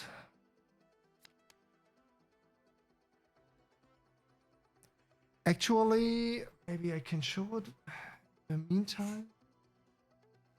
I guess we have to have a look at it later. But with the design rework, I redesigned the Vanguard points, and so you can now better recognize them. And let's see, so Vandal opens up with 4 cards. Normally, they are chosen simultaneously and in secret, so that the enemy does not know how many. Secret. Huh? I still haven't seen what he's picking. Yeah, it's okay. I mean, we are friends here, so. Nope. In the meantime, we can have a look at the early supporter cards. I guess most of you, as I already said, already have some of them. So this is the early supporter card number 1. It's Boomer Squad, which was distributed in 2018 on Con 42. And they are very, very rare. If you are able to get your hands on one, get it. And, was meinst du? Alt. Und dann? Achso. Yeah, okay. Yeah, we can also zoom in, but looks good this way. Yeah, and this was number 2, the Glaive, and this was also distributed in 2018. After that, I think it was 2020. We distributed Eagle Eye, the Carrack.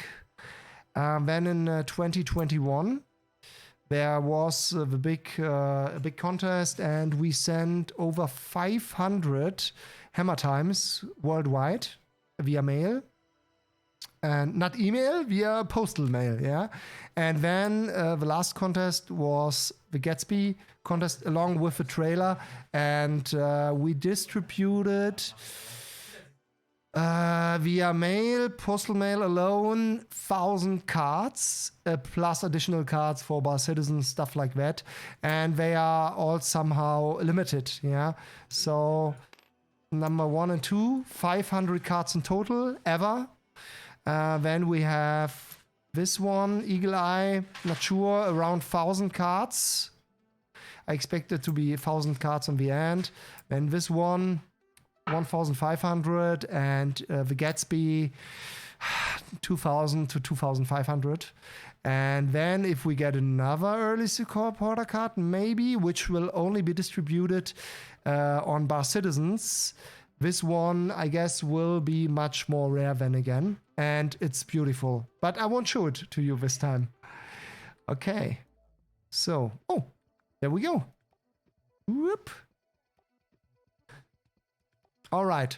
So, Fresh with the Pirates starts up with Big Daddy, which is 8 points, and 2 Crabs and 50 Rookies, which are 2 each. That means 12 in total. And Forgeman, very good. I like that. Opens up with a Scout. That's here, as you can see here. And that's very cool because you have a safe option with your starting hand in having a Scout and being able to uncover one location from the enemy. And yeah, the other thing, yeah, the new Vandal Elite Plate, of course, a good pick. And the standard Rookie Blades also, because they are only 2 points. They are very cheap.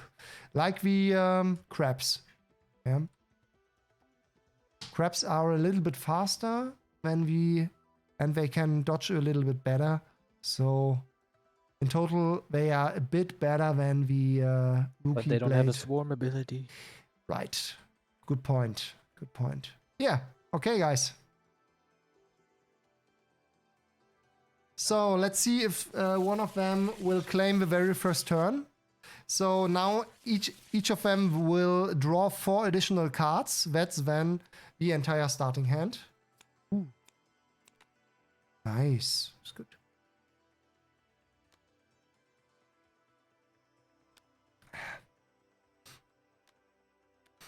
So, as I already told you, have a look at the color of the letters and the color code here. White and black means main phase, main phase, main phase.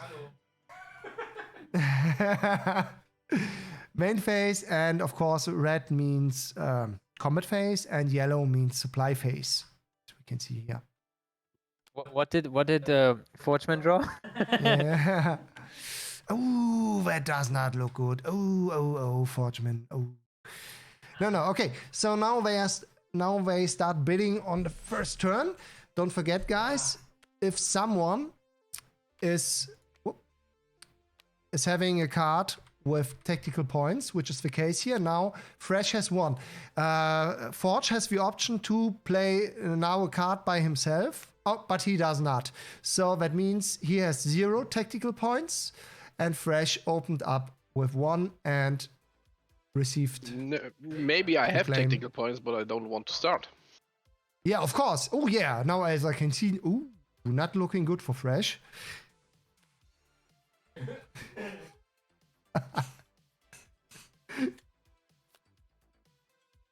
All right. All right. Let's have a look. So this time they will start playing much faster and by their own. And I will try to explain you what is happening there. So Fresh is allowed to play up to 3 cards in his main phase. He did draw 2 cards, and now he's all right. Interesting. So he opens up with 3 cards on Outpost Career. Very cool. So now it's Forgeman's turn. I want to see what there is. Forgeman draws 2 cards here. And he plays his very first card, but instead of playing this card onto a location face down, he plays it face up, and he wants to see with the scout ability what's there on this location. And it's actually... yeah. So, all right. So now he decides. The cool thing is, right after discovering undiscovering a location, you have to decide if your scout stays on the location and fights later on, or if you pull him back into the fleet zone, and then you can play additional cards on it and move it somewhere else. But you can only scout once from your hand. That's very important. Okay. Ooh. Wow. Put it on the 2 field. Wow. Ja, mein Dreierfeld?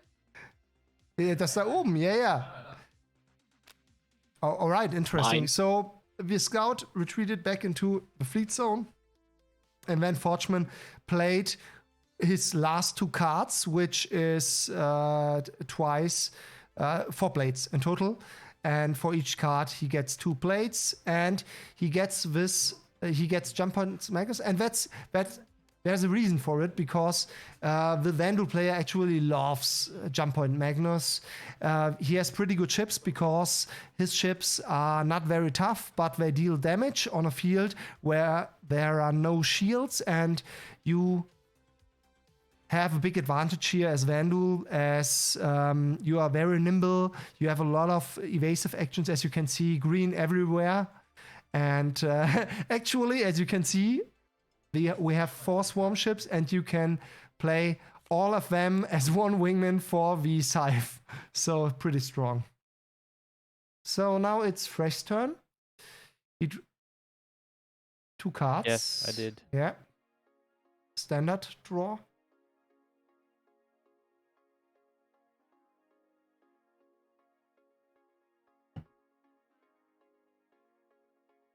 Put it this way here. So let's see. So, hey! No! Stop it! Or you have to use tokens all your life.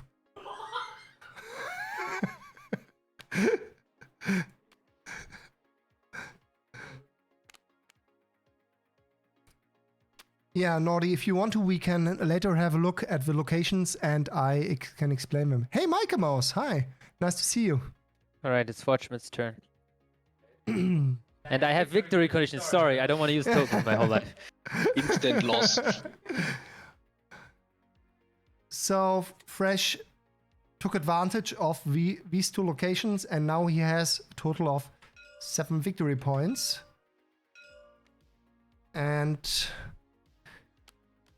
I have to say, on Outer Space 3, it smells a little bit like Trap. Ugh. Okay. Thinking. Okay. Ah, good choice from Forgeman. As you can see, there is a lot of tactical depth in the game, and you really have to choose where you want to go with your resources and which ships you want to pick. Because the problem is, as soon as you have played ships on your location, the problem is they stick there. There's only 1 card, which is called Relocate. And yeah. And time to leave. And time to leave, yeah. Only these cards allow you to retreat cards or 1 card from a location into the fleet zone. That means you can only get, for example, a squadron leader or another hero, stuff like that, to reuse them. But that means if Forgeman decides to conquer Jump Point Magnus with 5 ships, they are glued on this location. Yeah. So let's have a look here. Okay, so we are now in the combat. Forgeman attacked the location Outer Space 1, and yeah, of course, here we can see a Blade Ace, very ugly because not very tough, not much damage, but as you can see, this ship has 3 built-in evasive actions and dodges on a 17, which is pretty good. Best chip. Okay, I start with the Blade Ace. Because I have 8 initiative, and I start to the M50. Fresh, which ship is the wingman? He played isolated. It doesn't matter. Isolated. All right. Okay. So both are I'm gonna flying dodge. alone. Yeah, with my M50. Here we go. 16 is not enough. 16 for the M15, which has only an evasive value of 14. That's not good. That means Initiative 8 very fast destroyed an Initiative 6 ship. So that means this ship will deal no longer any damage in this combat. Yeah. I guess this will be pretty bloody. Now we'll see Vandal Glaive. No, with the blade. Yeah. Another 2 damage. I'll take it. So do I have to use two? So if we remember, as you can see, we have 2 swarm ships here, and Forgeman decided to play them both as one wingman, as one swarm ball, and they are the wingman of the glaive. And if you attack the glaive now, you will get a counterattack, a free additional counterattack by both plates. So plates are a very important game element. Right. So with my attack, I'm actually gonna try to take out the blade ace. Ooh, this looks Okay. looks 17 or nice. higher. Very nice. Because if it stays, I don't like this field anyway. So 17. So, and we have a 19. That means that's he really sucks in rolling dice. But now I go with my glaive to the boomslang, and Yeah. the boomslang is melted. Oh no. I'm gonna play Pirate's Luck. Oh no, really? Okay, so you already know the action card Dodge. The cool thing about pirates is they are pirates, so that they have Pirate's Luck. And usually, if you fail a dodge, an evasive action, and you fail the roll, you will get the damage. But not pirates. Pirates are able to do a simple reroll because they are pirates. Huh? Logic. All right. Huh? Never mind, he didn't get armor breach because it Yeah. could take. Yeah, my 2 damage, 1 on the Okay, shield, I'm 1 gonna on roll the twice. armor. I'm not gonna use this 19. That sucks. Okay, I'm gonna use this one. Let's go. It's rolling. 16 is not enough. Pirate's Luck. One more. 19? No. Ah! This is actually very... How fast you put it away. Okay. Shame on you. Shame on your family. I know. never take that buck again. I never have seen that somebody failed Pirate's Luck, even especially with a Buccaneer which has a 14 or whatever as dodge value. Okay, very nice. Okay. All right. Here I am doing my thing again. I'm gonna do an emergency draw. Oh, an emergency draw. All right.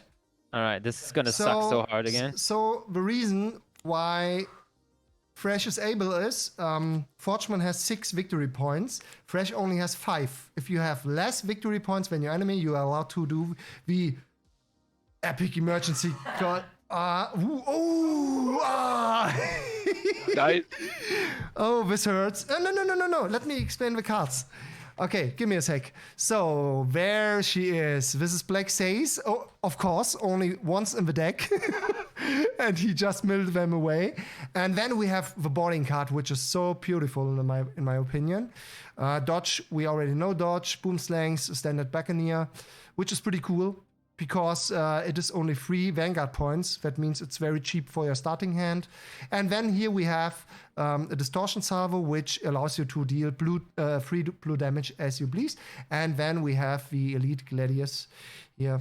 And yeah, okay, this could have been a better bill. Well, okay.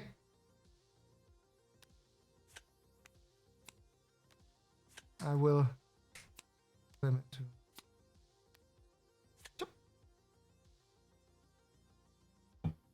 So, as you can see, now the emergency draw comes at a very high price, but I won't forget the suggestion or the idea of implementing emergency draws with cards to avoid any option for misusing this game element.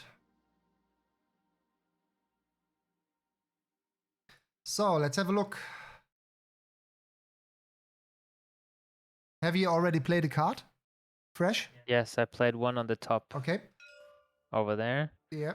I'm thinking about So what I Fresh play. was already on Outpost Korea and on Outer Space 3, and now he played his first card of his 3 cards, out of his 3 cards, onto Outer Space 1, and therefore he now already has victory condition with a total of 7 victory points. 2, 5, 7.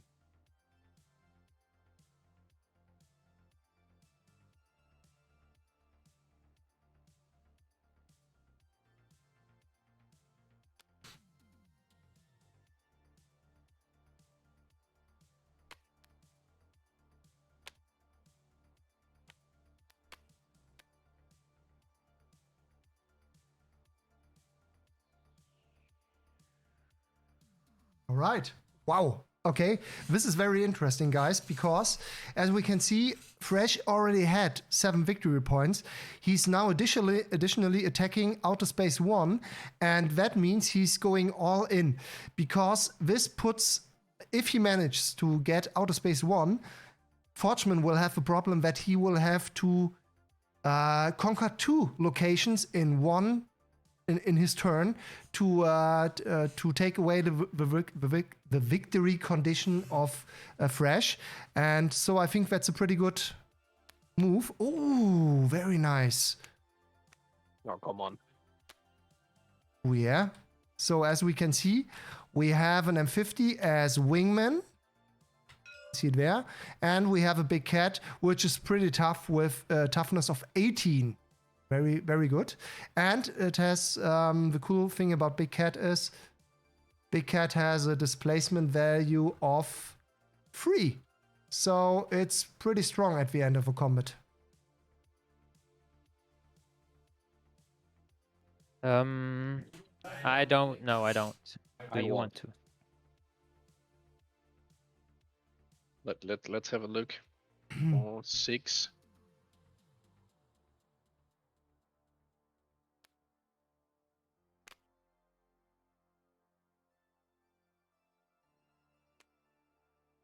I play that raid. Okay. And 2 weapon upgrades, each on a ship. Okay. So Forgeman opens up with a raid and increases its attacking initiative by 2. That means, pretty good. The Vandal Blade has an initiative of 9 now, and the Glaive 8. So pretty good, because now he's even faster than the Raptors, the Pirate M50, and he's able to deal his damage first in any case.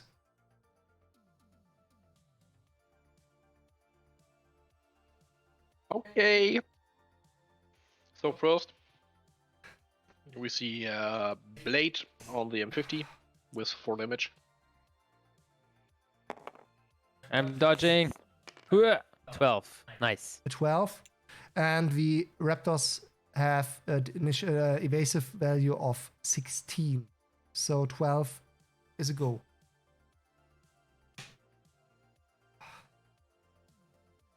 Should be good. So.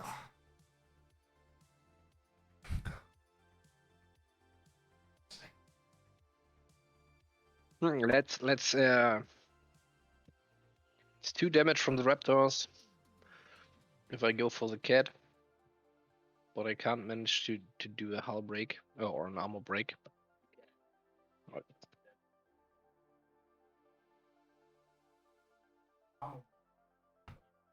But it doesn't affect the turret. In my opinion, I go for the Raptors. Yeah, again. That's a good choice in my opinion, because now Forgeman tries to preserve his. It's a 15. Come on. Ah. So Okay, much this sucks, but now Forgeman has to preserve his ships, and he shouldn't lose any ship. Hopefully, to be able to make a good counterattack in the next turn when it's his turn. Yeah, so my little M50 is gonna attack his blade. As you can see, the cat is very slow with an initiative of 3, but the displacement value is very good, and I guess Fresh has some additional cards in the sleeve. Let's have a look. Yeah, of course. Yeah, it dodged. No, it dodged. So as we can see, Fresh is able to do additional important damage. No. He couldn't dodge. He couldn't Yeah. dodge. Ah, he couldn't dodge. No, yeah, well, he dodged. Sorry, he dodged with a 15 on a 15. Ah, Sorry. okay. Very good. I'm gonna use another turret and attack another one. So we are already down to the big cat, and the caterpillar will use its last turret.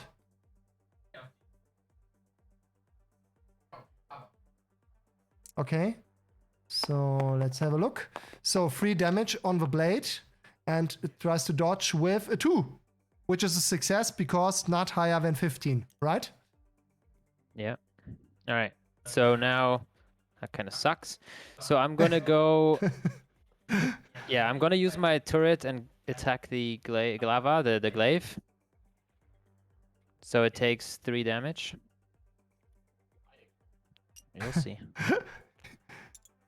And I'm gonna take 4 damage on my. Forgeman, could you avoid getting hit? Oh no, you can't. No. Nope. No. Okay. So okay, now it comes. As I already said, he has additional cards, and as we can see now, the shields of 2 are down with 3 damage, and now the ship has only 2 hull left. And now, here it comes. This is pirate style. Fresh will add 3 additional blue damage and disable the ship, because in total there will be 6 damage on the ship, and the last 3 damage are blue damage, which means this ship is disabled. And now it's floating around in space, and at the end of a combat, if the pirate player is successful, which is the case, because he has a displacement value of 4 and will push back the Vandal, that means Forgeman will lose this ship, and then something very special happens, because after his blade is gone, has retreated, he will board this ship, which is disabled. Here. The glaive, and he will is allowed to draw 2 additional cards.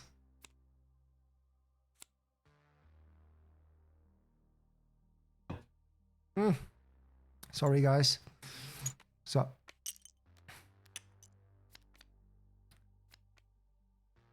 Have you already made your additional draw?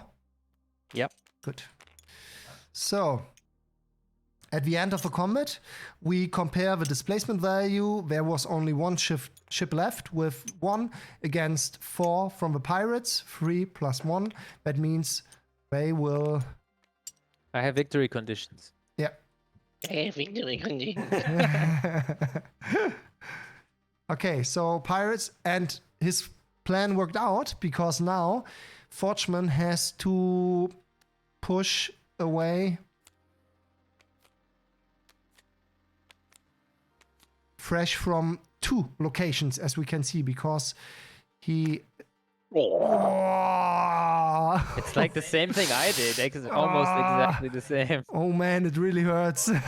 So again, we have a squadron leader which is lost because of emergency draw. Don't forget, you discard 6 cards, then you draw 4 cards. And he lost a Vandal Harvest, 2 dodges. Okay, this one hurt. So, all right. I mean, at least he has ships now, right? As we can see, but it's a good setup.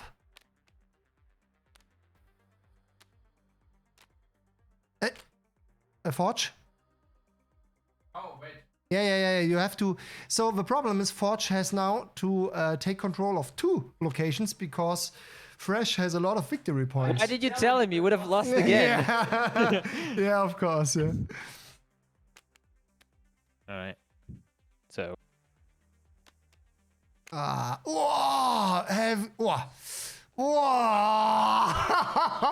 What a move. So Fresh played actually 2 trap cards. There was one on Outer Space 2 and one on Outer Space 3. And now Oh, it's a treachery. This card is really... Here, as you can see, Fresh is now allowed to draw 4 cards because Forgeman has triggered his trap. Wow.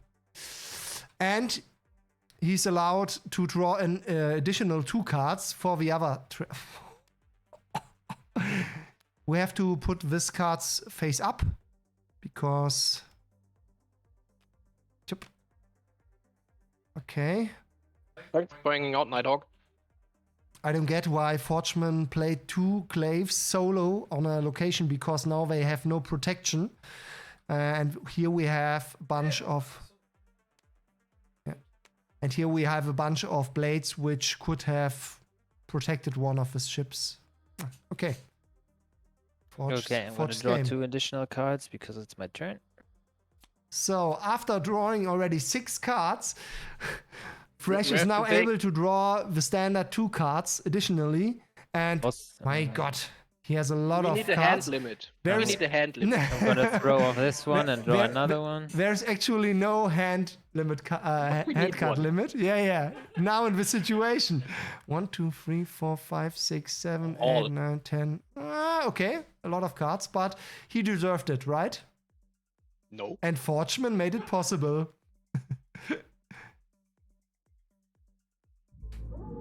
So, right now, Vivandu have victory condition, as we can see. It's... Yeah. We have 8 victory points for Vivandu right now. It's 2, 6, 8. And Fresh will try to get the location outer space free right now with 2 cards.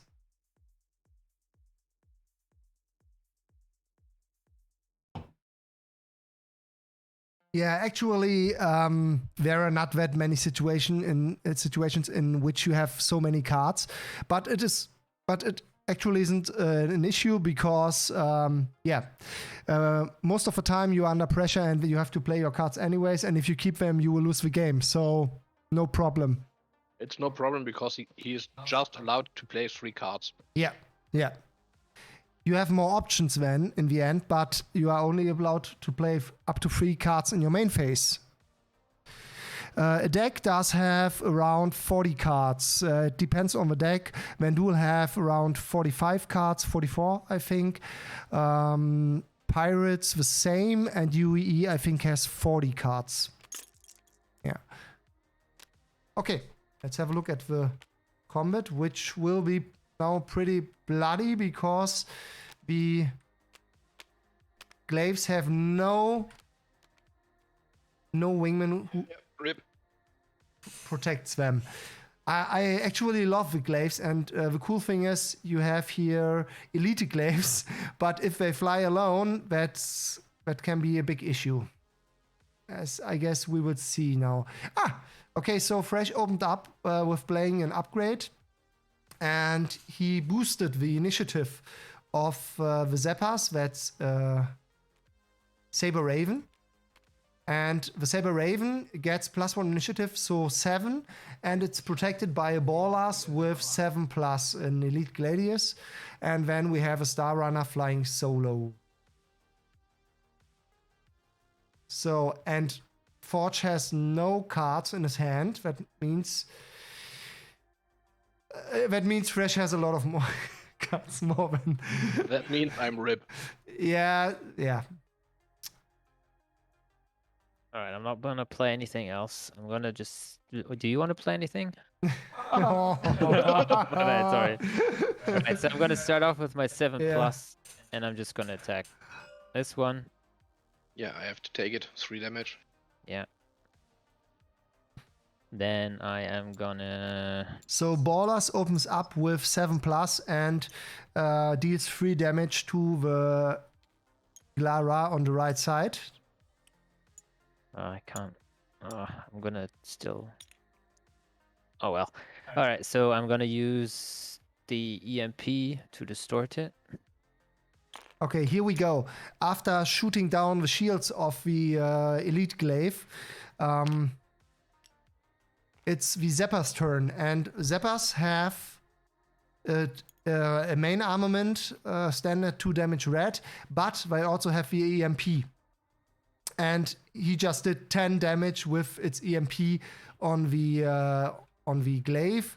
As the glaive only has a toughness of 5, we could have also added only 2 additional blue damage, and this is enough for a toughness of 5. We have 3 red damage which shoot down the shields, and then this ship is disabled. It's now floating around in space, and as we can see, there's I'm gonna play boarding so I can draw 2 instead of just very 1. good move. So boarding allows you to instantly remove the card which is disabled, which normally happens at the end of a combat, and so you are able to instantly draw 2 additional cards. Yeah, okay. That's So a lot of cards. Fresh is pretty strong at the moment. All right, so I'm gonna do 2 additional damage with the rest Yeah. of my Zapper, and So then it's the your turn. Zapper does 2 damage red on the Glara. Shields are down. And Sadly, I don't have another distortion. yeah, okay. As we can see, he has no distortion damage on his hand. That means he is not able to disable the ship. He has to destroy it with standard red damage. Just for showing, I will kill myself. The Glara is attacking the Zapper. All right, I'm gonna play Pirate's Luck. No. With that only little win. Here we go. I need a 13. Oh Jesus, that's a 14. Yeah. So One of more. course, Zeppers have a 13. Hell Oh, yeah. come on. Okay, I destroyed myself. So all right. No, but that won't work, guys. It does. Why? No, it does not work, right? Because Bolas is the wingman of Zeppers, and Bolas gets or interrupts with an initiative of 7+. That means, huh?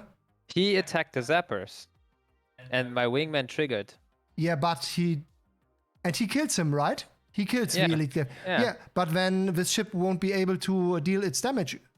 In any case, this ship, because No. because the wingman is faster than the attacking ship itself. Guys, My first damage from the brawler went on the other glaive, I know, and then the Zapper is gonna Yeah. do 2 damage. right? And this ship has a toughness of 5. That means if this ship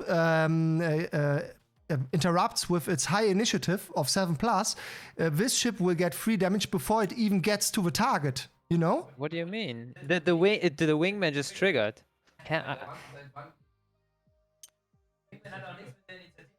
Doch, of course.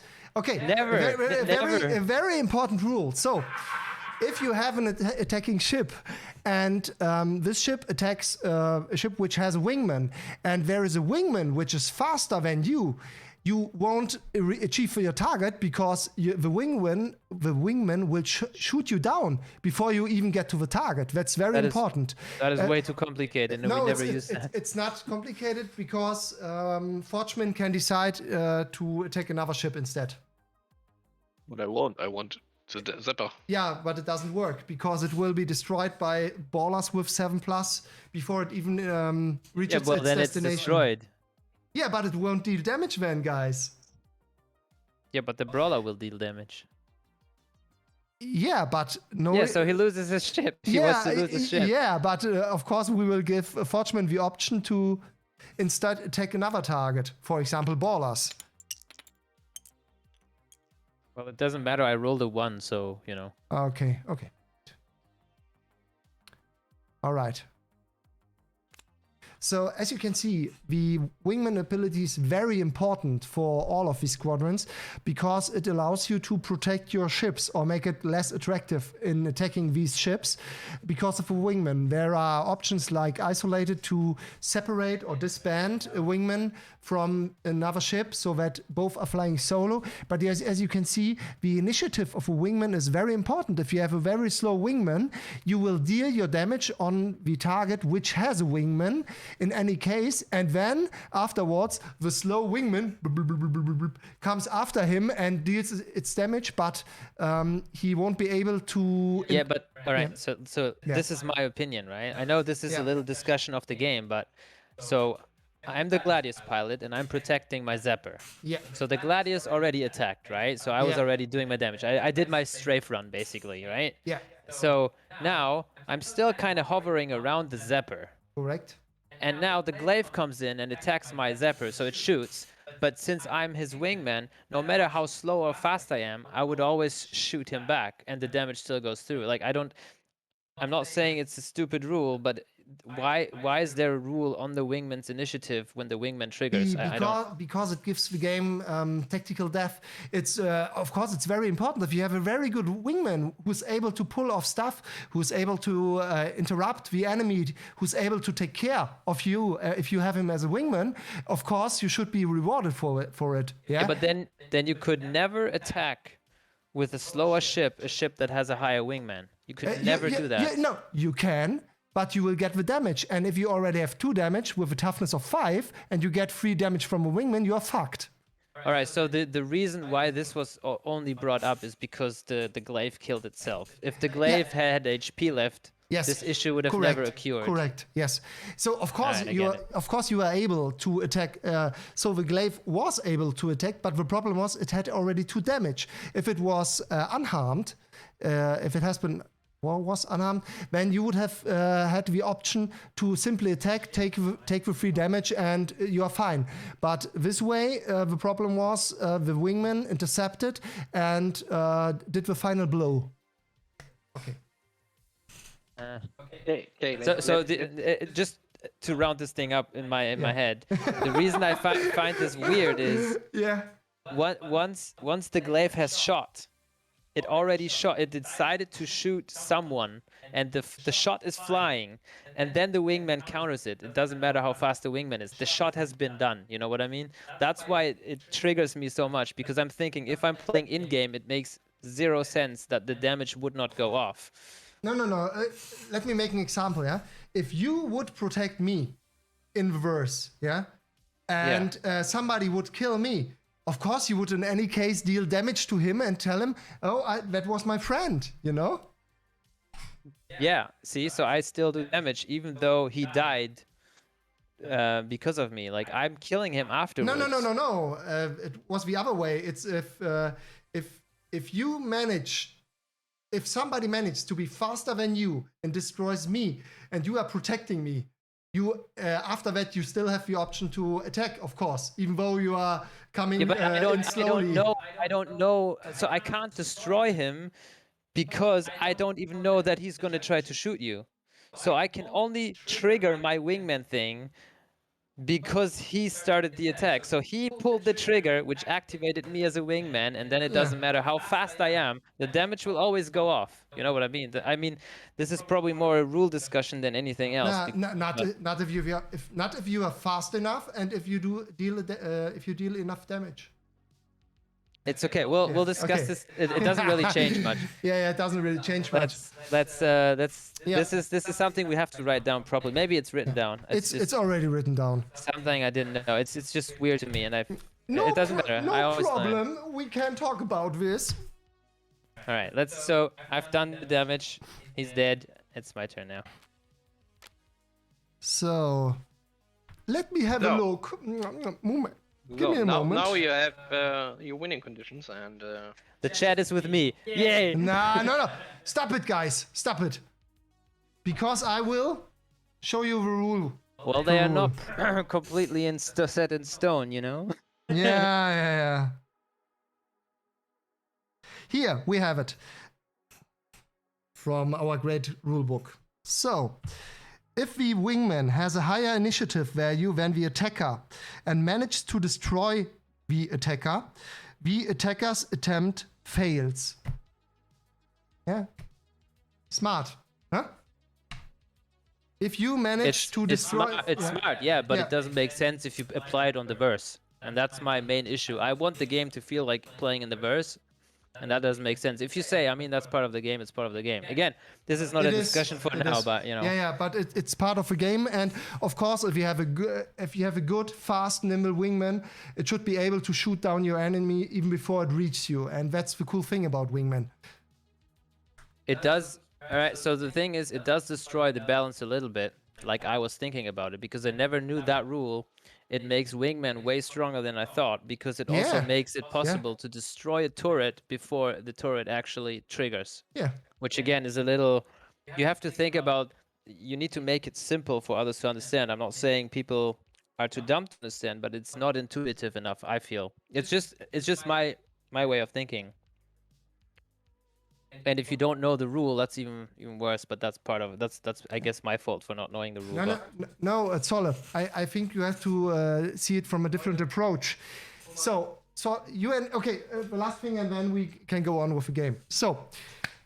Me and Fresh, we are flying together. Yeah, Fresh is protecting me, and Fresh is smart, of course, and he's having a look at the radar and stuff like that. And now, if you say, well, the attacker has to shoot first, no, take the attack approach as we attack already. That means if an enemy comes closer to me and tries to attack me, a good Fresh will interrupt this ship before it even comes to me, close to me, and can deal damage to me. And this is the way you have to see it.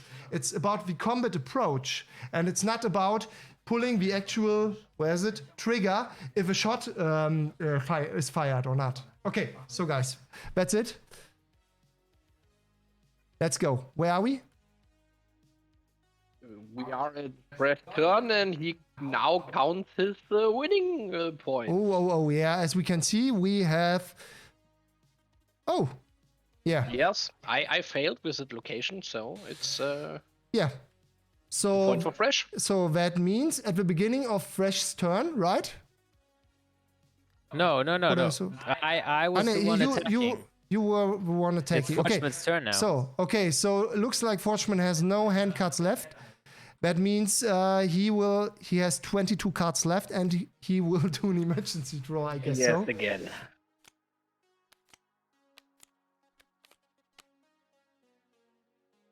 Yeah, rip it. This hurts. So we have a void, we have a glaive ace. Could be worse. Yeah, okay, could be better. Yeah, would be good the other way, right?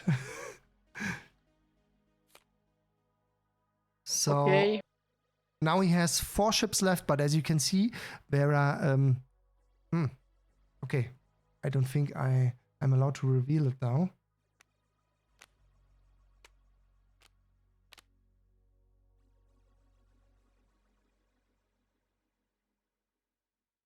So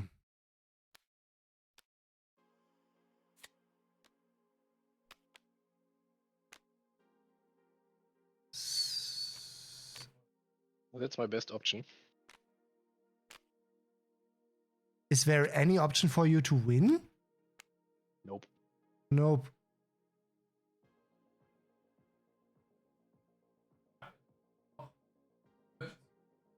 Okay, so Forchman is pretty much fucked because this is the state of play. He has 6 victory points in total, and Fresh has he now has to conquer this field here, this location, which is where is it here?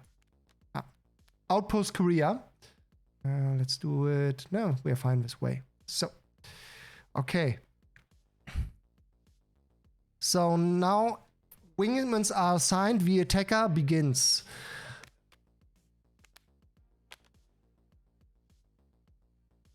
So, okay, I guess Raptors will be the wingman of Big Daddy. Yep. As fast, as nimble as possible. Don't start me with it. Oh, I totally forgot how many cards I have in my hand. What a surprise. Yeah. Fresh is having strong dominance at the moment. You want to play something? I do. I'm not. I want to play Isolated. On? I'm gonna play isolated on the better glaive. Yeah, that one. Hi, Aducina. then- No, the deck size is still the same. No, Wend will get one more. And Ah, yeah, right. One more. let me think about what I'm gonna do now. I'm actually gonna play another isolator on the other one. Come on. And Okay, so we have 2 isolated now, and that means each Vandal ship is flying solo, right? yeah. So, and Raptors is the wingman of Big Daddy? Yep. Okay, put it on there. Yeah. So, all right. And Krabs is also flying solo. This will be bloody, very bloody. So, get to know Big Daddy. Big Daddy is pretty horrible because Big Daddy has the ability Predator.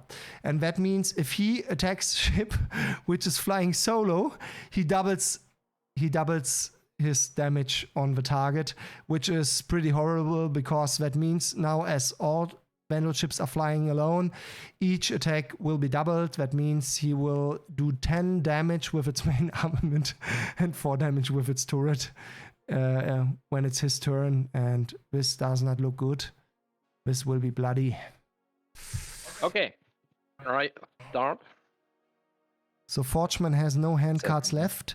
That means he has no additional influence in the onto the combat.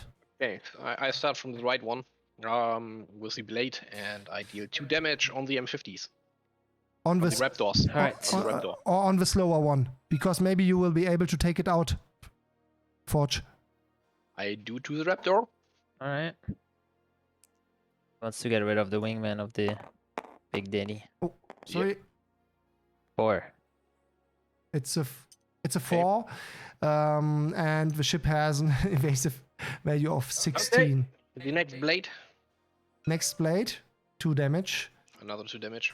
Another dodge. He will take another dodge, and he has a 17. 17 Enough. and Okay, 16. but he can take his damage. Okay, he can do his damage with. Yeah. So in any case, as all these ships have Oh. initiative 7, he's able to still deal damage. Raptors are still able to deal their 2 damage. I am gonna deal the damage to drum roll. I guess he will target one of the the glaives. I'll just do it on this one.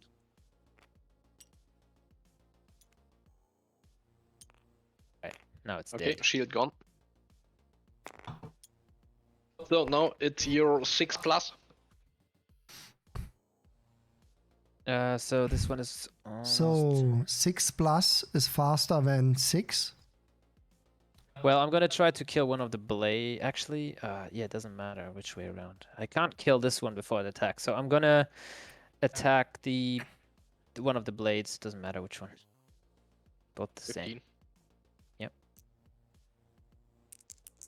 Maybe I can take one with me. Oh. Oh. A 6. I dodged. So now the 6 attack. So the value, the dodge value is 15. That means a 6 is a full success. Okay, 5 damage from my Glava to your. I don't get the turret. Not looking good.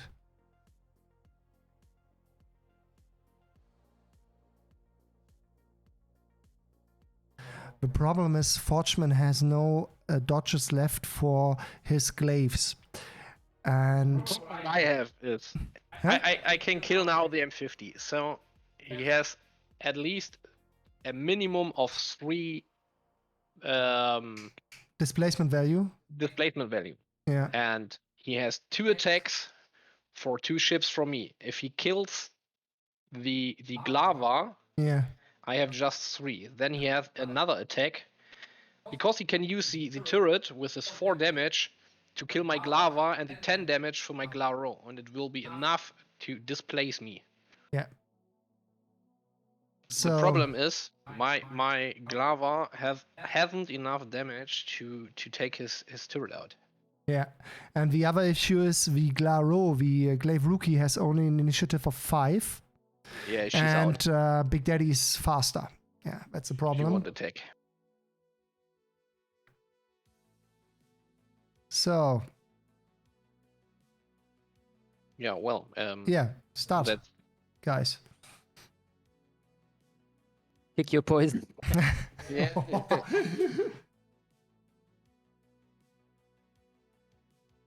Yeah, okay. I deal the 5 damage to the Big Daddy. You can try to dodge. Yeah, let's do this. Oh my god, look how I placed the thingy on top. Nice. Skill. So we have a 5. And of course you dodged it. Yeah. So Big Daddy has he's actually not that good. He has a dodge value of 11, but a 5 is a go. Not a miss. If you roll higher than 11, you have a fail. Alright, so now I have my Big Daddy. And he is gonna do 4 damage with his turret to finish off the. Yep. Man, I was so lucky having 2 isolated, and now I'm gonna do 10 damage to the other one. Yeah. And got 2. That's it. So I will be displaced. The turret took out the normal glaive and the 10 damage from the predator ability, as you can see here, which doubles the damage on a solo target. Pretty strong. Yeah, took out with toughness 5 glaive rookie. Yeah, with 10 damage. Yeah, well, Okay. now it's fresh turn, and So now I it's did manage to kick him out of the location. So Forge did not manage to kick out Chris from Outpost Korea, and now at the beginning of his turn, Chris will check the victory condition, and as we can see, he has 2 plus 2 plus 3. That's a total of 7 victory points, and that means at the beginning of his turn, he's controlling 7 or more victory points, and Chris just won the game. Congratulations. Yay! I had some really good cards as well for the next turn. Yeah. Oh, look at Yeah, this. this 2 traps was ridiculous. You could draw 8 cards. Yeah. That is a nasty combo I had Yeah. there. We shouldn't forget that Forgeman triggered 2 of fresh traps, and that's very important because this gave Fresh a big advantage regarding card. A big card advantage. Yeah. So Fresh did a good play. What else can we say? Very good. So, all right. Nice. Do we want to draw our first 3 card set? Yeah. Let's go, baby. Flip the table. No, I close it for the first time. After that, we open it again. But now we will draw our first 3 early supporter card set, and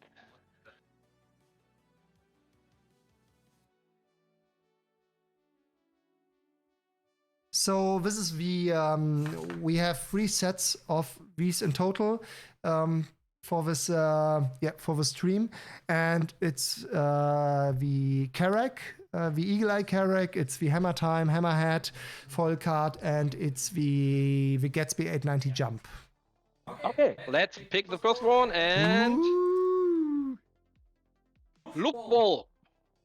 Congratulations. Can you please write something in the chat that we know you are here?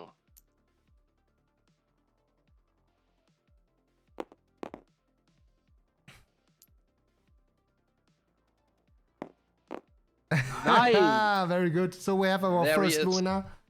Yeah. Okay, Luftwolf, please join the Discord if you haven't, and write Forgeman or Fresh as Ice your address. We need your full name and your full address with your house number. That's important. So we can send you the full set of 3, 4, and early supporter card number 5. Congratulations. The ones that are on the table. Wow, very cool. So I will reopen the giveaway, and we have another one full set of all 5 and 2 sets of 3 physical early supporter cards. Yeah.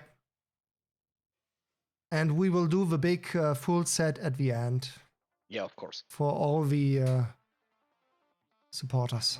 Yeah. All right. So. Okay. Yeah. You don't need to do the exclamation mark raffle again. All people or all viewers who are involved into the giveaway until now are in it, so you don't have to do it again. All right. So I guess we go now into the AMA. Yeah.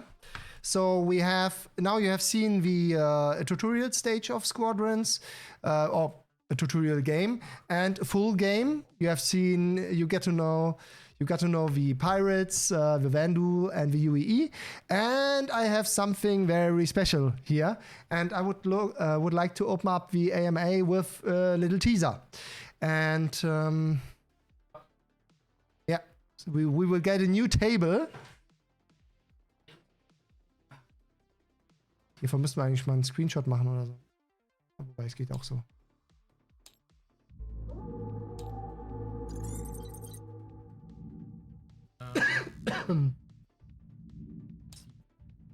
Ja. So. Geh mal drüber auf die Karten. Ja. Ja, ist okay. Lass so. Ist schon. So, I have something very special for you here. And I want to show you something very special. Ach du. Oh, all right. So, they all have the promo bag. And let's have a look. And I'm very proud to show you some exclusive stuff of the latest squadron. It's the Salvager Squadron. And I'm very proud of it because I worked now for several weeks on the new design. And the design you have seen on the cards is actually pretty old. And it was time to ramp it up a bit and make it more modern and improve some game elements on the cards. And this is what you get to see now. And let's have the very first one. I will take this one. Oh, that wasn't supposed to be shown. All right, okay. Let's take this one. So, there we go. And here you can see the new artwork and the new card design. And as you already can see, give me a card from here. Okay, not this one. I need a standard. There we go. So, and here you can see the new card design, and this is the Salvager Squadron. We changed some very important things, and as you can see on the top left side, there is the displacement value, and this has changed dramatically because I moved it down to the bottom right corner. Then we have the plus improved. We have now a nice button, and overall, this is, I think, I don't know, 8 times higher resolution for the cards. You cannot see it not here right now, but they have much higher resolution. Then you have the dodge value, and you can see a big difference because here you have the built-in dodge rolls a ship has, and this has changed to this spot here, and you can see, all right, my ship dodges on a 16 or lower, and I have 3 dodges here. And this is one of the heroes, as you can see here.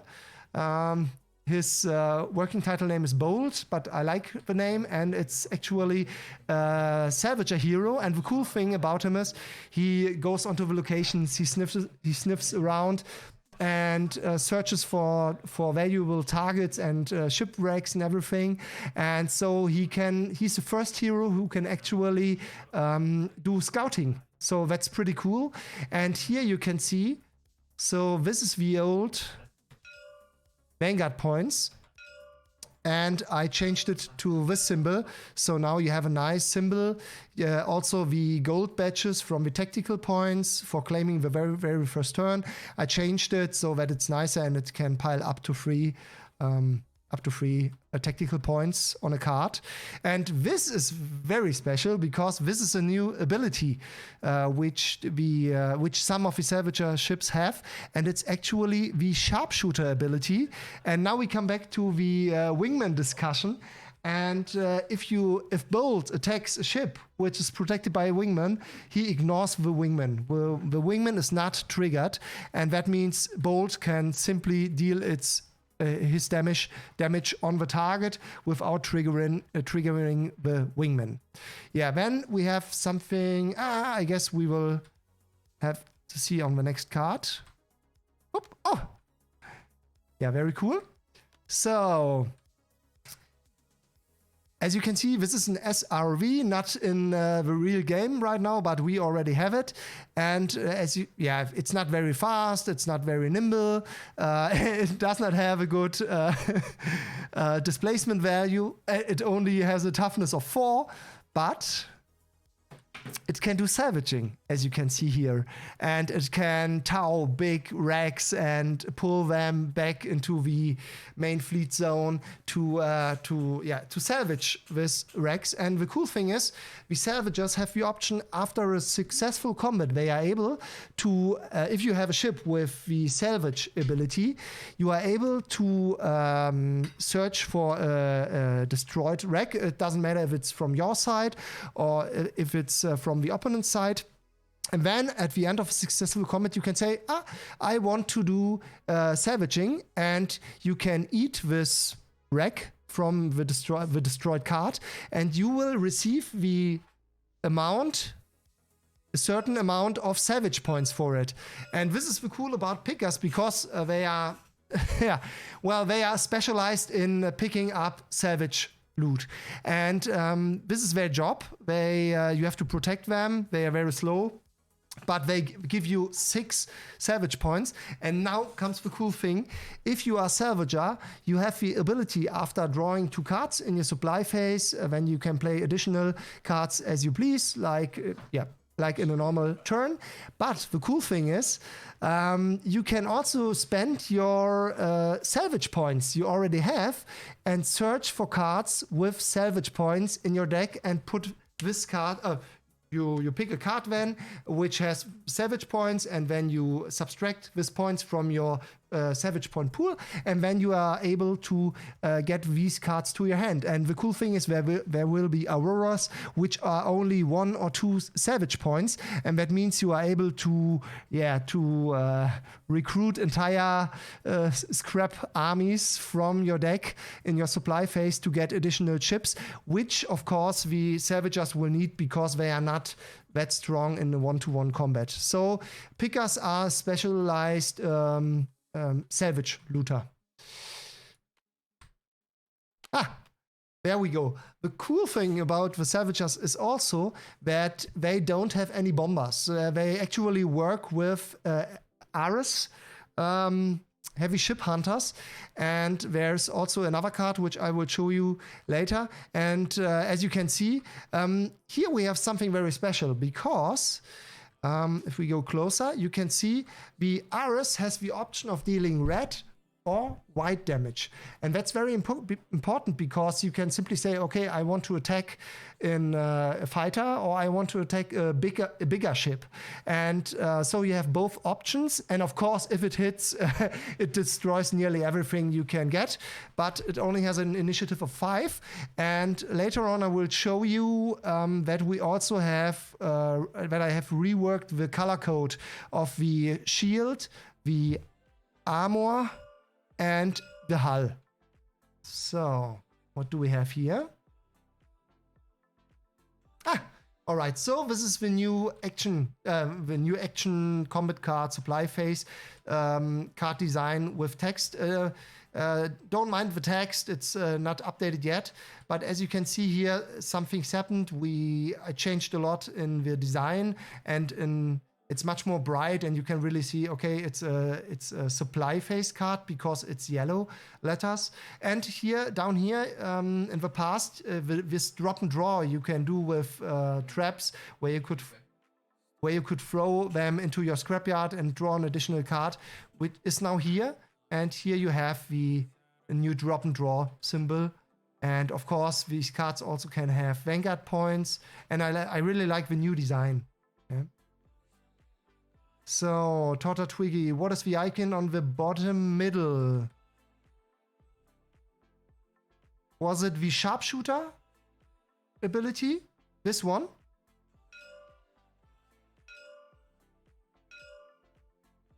All right. So, next card. Ah, there we go. There we have it. So right now, Squadrons, as you know, is a non-commercial product, so I don't have any IP issues at all, especially as we have the non-commercial use agreement from CIG. But I couldn't withstand. Working title is The Punisher, and we had to implement the Punisher logo. But I think it's a very, very beautiful card. And here, as you can see, it's dealing much more damage. Isn't he supposed to have the snipe? Yeah, this card, yes. I guess this card will also get the sharpshoot ability, and that means this ship can ignore wingman, which will be pretty tough.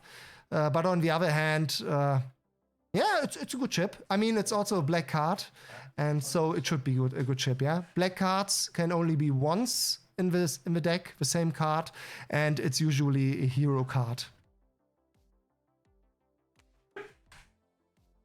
There we go. Ha! Here you can see it. So I already told you that you are able to, with the Salvagers, you are able to scrap wrecks and get salvage points. And you will also get the option to spend those salvage points. And therefore, we have the roaches. And these are very cheap small chips. They have, okay, this one has right now a dodge value. It's not very good, but it doesn't matter if you get it for 2 scrap, right?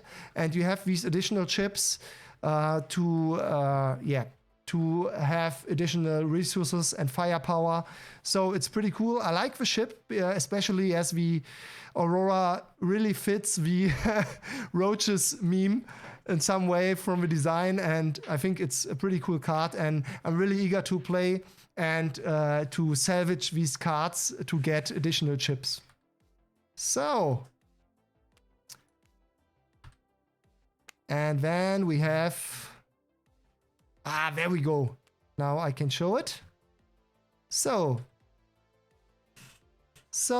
of course the Salvagers have a Reclaimer. Yeah, that's their big ship, and there is a Hero Reclaimer, and there's also a Golden Reclaimer like the Caterpillar. The Caterpillar is also a golden ship, and these ships can be up to twice times in your deck. And yeah, the Devourer, as you can see, it's very tough, it's very sturdy. It's actually an old design, so this does not exist anymore. We already switched over to the, where is the Pickers? To the new symbol here. So there, right now the Reclaimer will give you around 8 salvage points if it eats a wreck. And now you can figure out by yourself, if you have roaches here, how many roaches you can get out of your deck and put on your hand. Don't forget, you still are only allowed to play 3 cards in your turn, but you can pick the stuff you need. And that's the cool thing about the Salvagers. They are very flexible, and of course they have to watch out in combat because they are not that strong. But now comes the cool thing. On the old cards, we had the ship type over here on the top left side, and now the ship type is implemented within the toughness. So we have a shield, which is red and white. That means it can receive it can be hit by heavy torpedoes or fighter armaments. Then we have an armor, which is also red and white, and of course 2 hulls. How it should be with such a big ship. And you have to break all the stuff to destroy the ship. Then some turrets, but I mean it's very slow, and yeah, it's very bad in dodging. And yeah, so this is it. I think I showed too much here. That wasn't my plan. And who saw it? Who's yeah, had some luck. All right. And now it comes. I want to show you something very special. And I'm very proud of it. Yeah. So.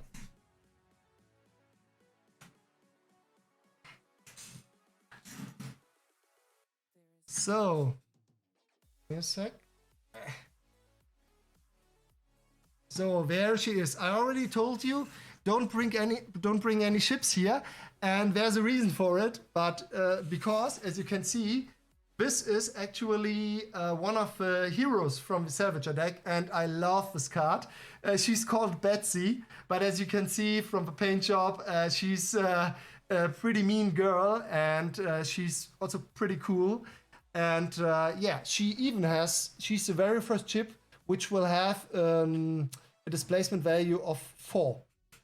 And I think it's a beautiful card, and I really like the new design, as you can see.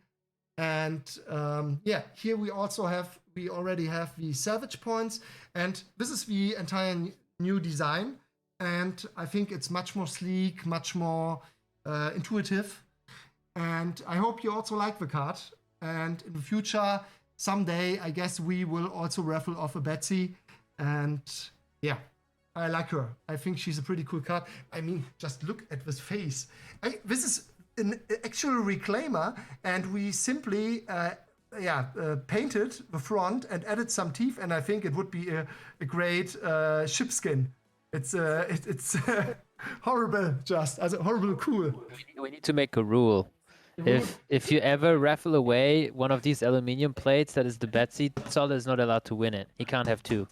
Yeah, actually, Zoller from a chat already won.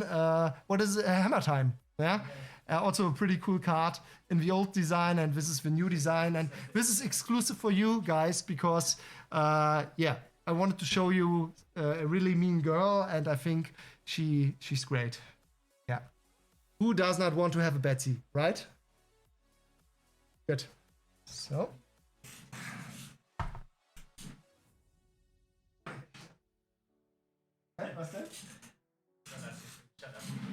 All right. Good. So, let's get into the AMA.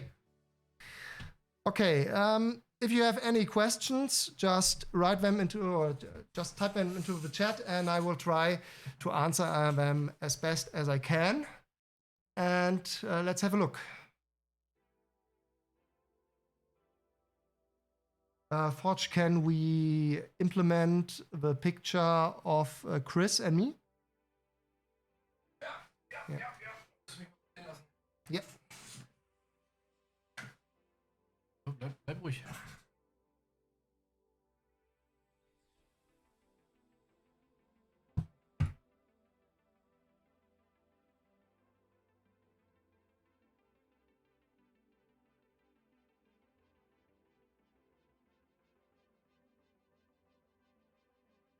Professional as fuck.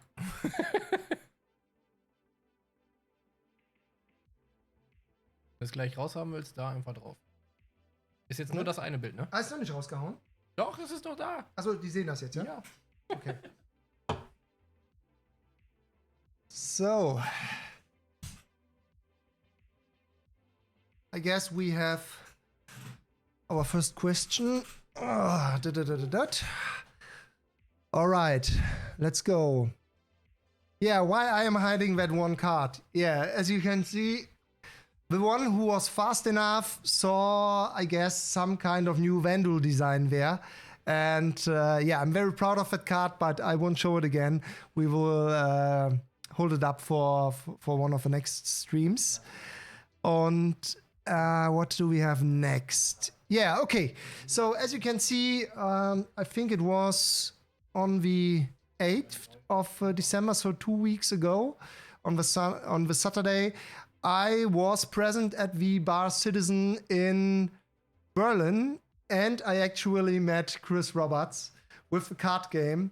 And as you can see, it was a great experience. It was a great experience in in meeting Chris. But I also have to say it was a great experience, especially meeting Sandy, because she's a very interesting woman and we had a very nice chat. And yeah, so it was, in total, it was a crazy experience because I actually had to pitch to, yeah. So the plan was to show Chris Roberts the card game. And I had the cool fact that we were featured with Squadrons in the GameStar. That's the biggest German magazine for computer games. And I was so proud. And we made a translation for Chris, which was in the game magazine itself. And the plan was to give it to Chris right after this AMA they did this question and answer ring round. And yeah, but then the community manager decided to skip the plan. And yeah, Sawyer came to me and clapped my shoulder and said, yeah, you will have plenty of more opportunities to give it to him. And then he Chris actually came and I gave him the magazine and told him that it's the biggest German magazine. And he said, yeah, I know, oh, very cool, stuff like that. And then I told him, yeah, okay, if you have 5 minutes later on, I would like to show you something. He said, okay.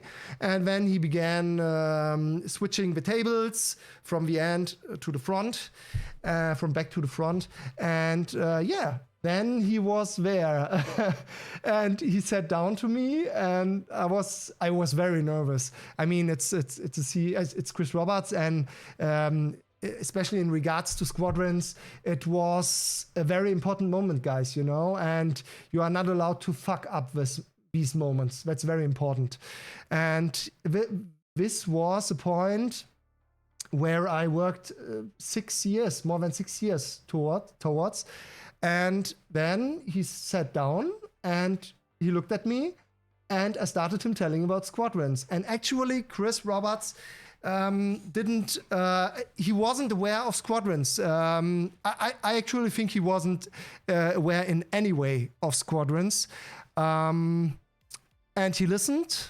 I told him I gave him a brief overview. I told him about an exciting story about the how we did the trailer shooting and everything. And he was listening to me. I mean, the story was great. Yeah, I told him the story how we got the one shooting location, and I think I already told it, but I will make it short. So around 5 years ago, I was a police officer on duty, and on a nice sunny day, Sunday, we drove to a nice mansion, and my partner went in because his wife was there on a barbecue party, and he went in, and then a woman came out of the mansion, and I was sitting there in the police car in uniform, and she came and said, hey, you are Thomas, you are the partner from Daniel, and I'm, yeah, of course.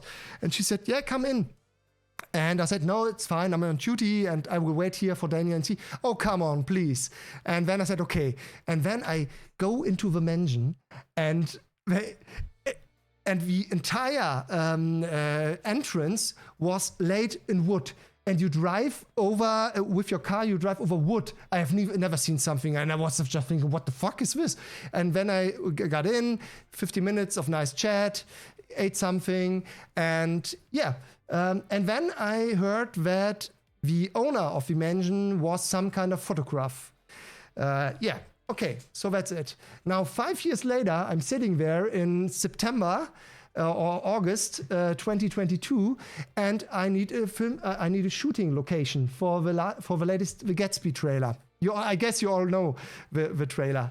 And I was sitting there, and I asked some locations, and they all wanted several hundreds of euros for just 4 hours of shooting. And I was just like, what the fuck? Yeah, that's not an option. And guys, you know what I did? I took my brochure. Where is it? I took my brochure for the publishers, which is very, very nice. I took it and I simply drove to the mansion 5 years later and I rang the bell. And then the guy came and he said to me, I remember you. And I was, really? Yeah, I remember you. You are the police officer from 5 years ago.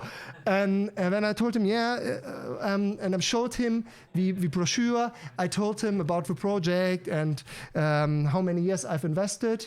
And then I look at him and I ask him, Michel, it would be great if you would allow us to do the shooting on your mansion. And he looks at me and says, Thomas, you are so straight, you're so passionate. Of course you can do the shooting here. And if you need a Mercedes SLS for 350K, you will also get it. And I was just like, what the fuck? Yeah, and now it comes.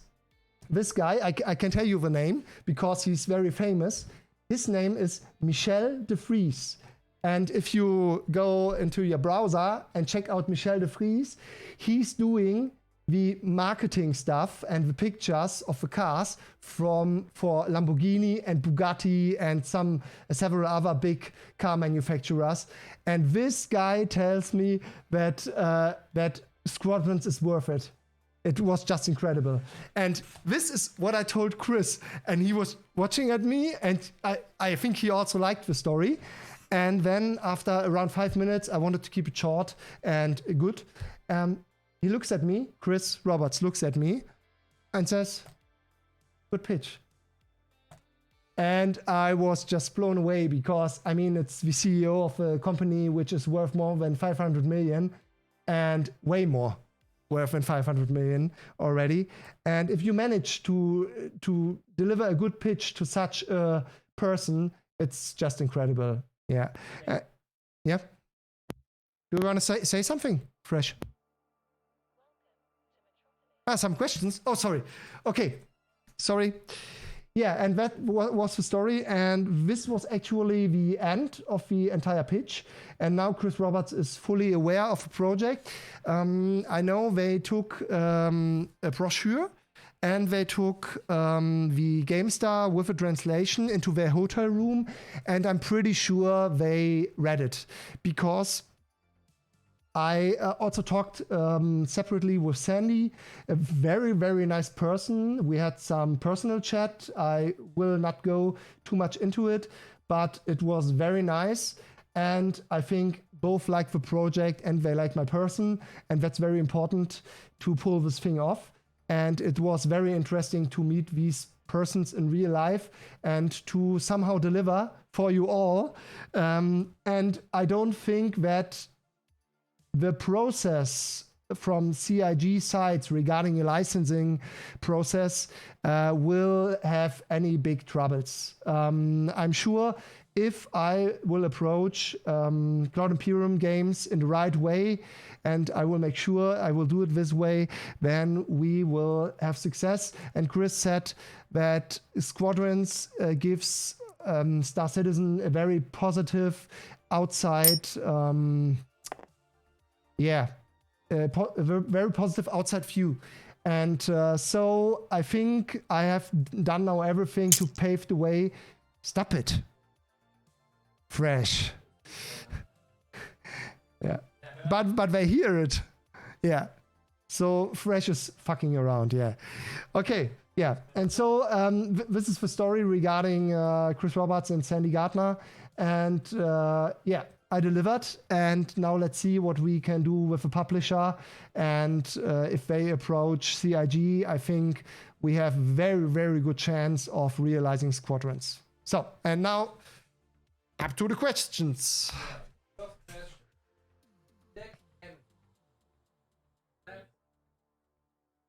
Du bist nicht an.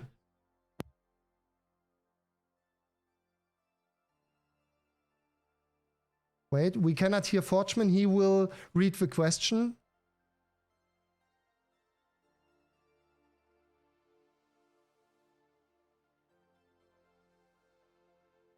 So, back again.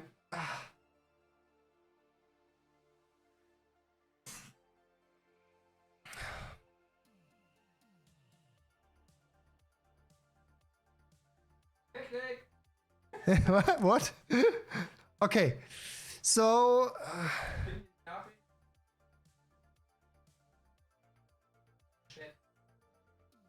As new decks and game mechanics come out, what's the plan for keeping old decks from falling behind? So this is the cool thing about Squadrons. In the beginning, we will only have starter sets with, let's say, 2 squadrons per set. Right now, we have 4 squadrons. I won't start developing anymore because it's so much work. And first, we have to pull this thing off before developing more stuff. And that means in the beginning, you will have fixed decks. You will have the Salvagers, you will have UEE, you will have Pirates, and you will have the Vandal. And I guess you will somehow be able to buy a starter set for 2 players and 2 sets.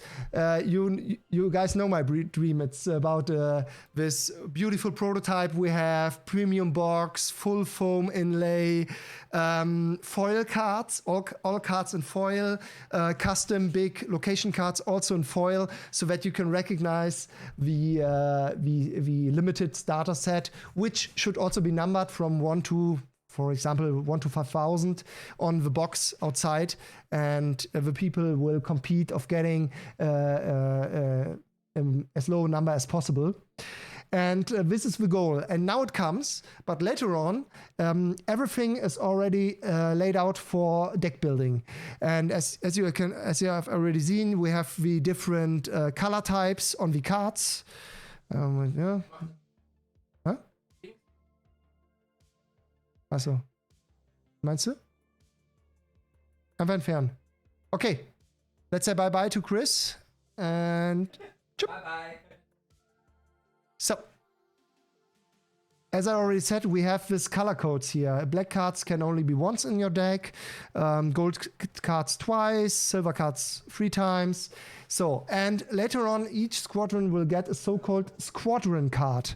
And this squadron card determines the number of cards in your deck, and now it comes, and then the number of each rarity allowed in your deck. That means, for example, 4 black cards, and 10, or let's say 8 golden cards, and 12 silver cards, and white cards are not limited.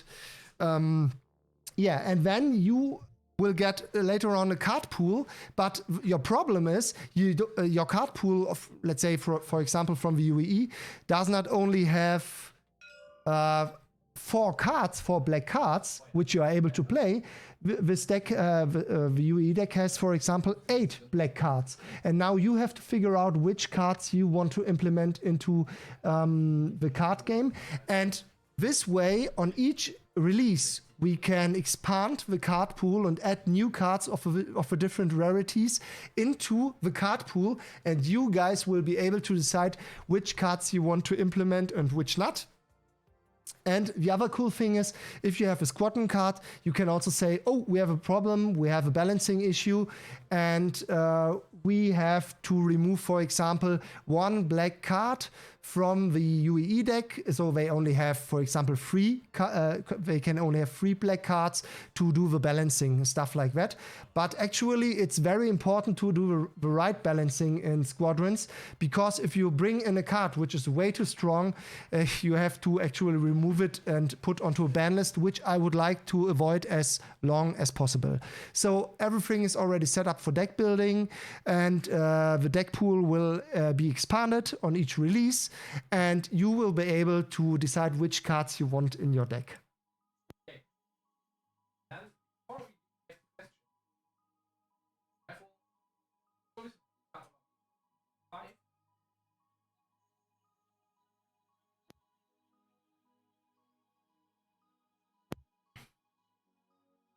No, we cannot hear you, Forge.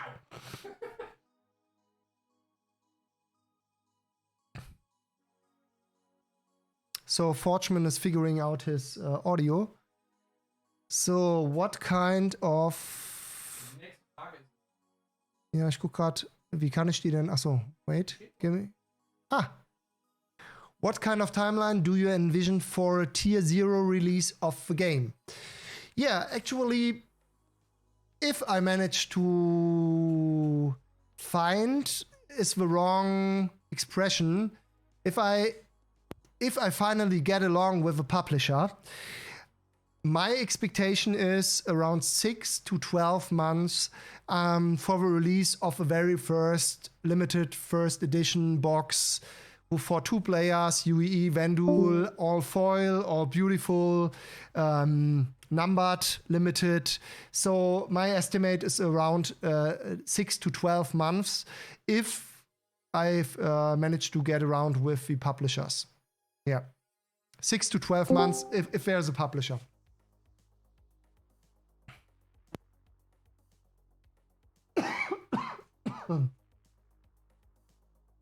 So,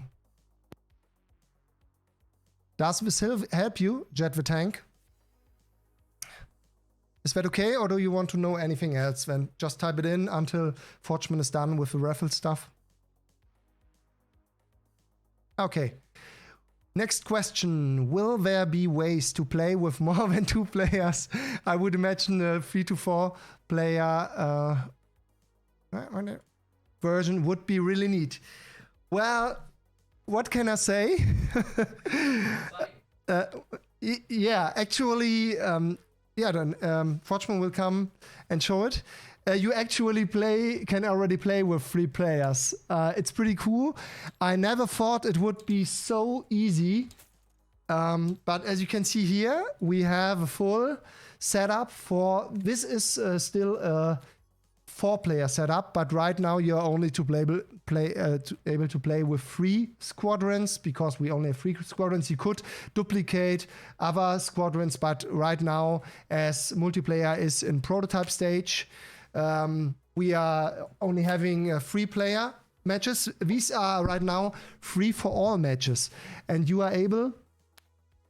The difference is pretty simple. There are 7 instead of 5 locations, and everybody is competing against each other in holding the victory condition, and it's a mess. It's really bloody. It's cool. Don't get me wrong, yeah, but it's really difficult to get a location and fight your way through against 2 other players, and then you have politics and oh no, don't attack me and stuff like that, as we all know it from Magic. And so I'm also a Magic player, so I know the multiplayer, and right now it works perfectly. I don't know why, but it could be that I made a pretty good design, and so you are already able to play 3-player, and as soon as the Savagers are out, we can do a 4-player match.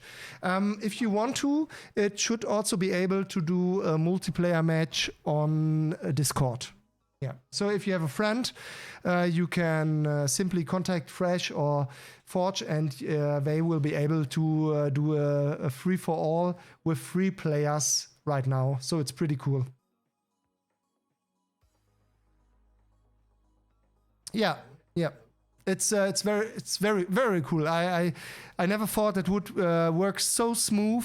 It's the same feeling like a 2-player match. And last time I had a Magic Pro player, and he said it makes so much fun playing multiplayer squadrons, much more fun than doing a single duel.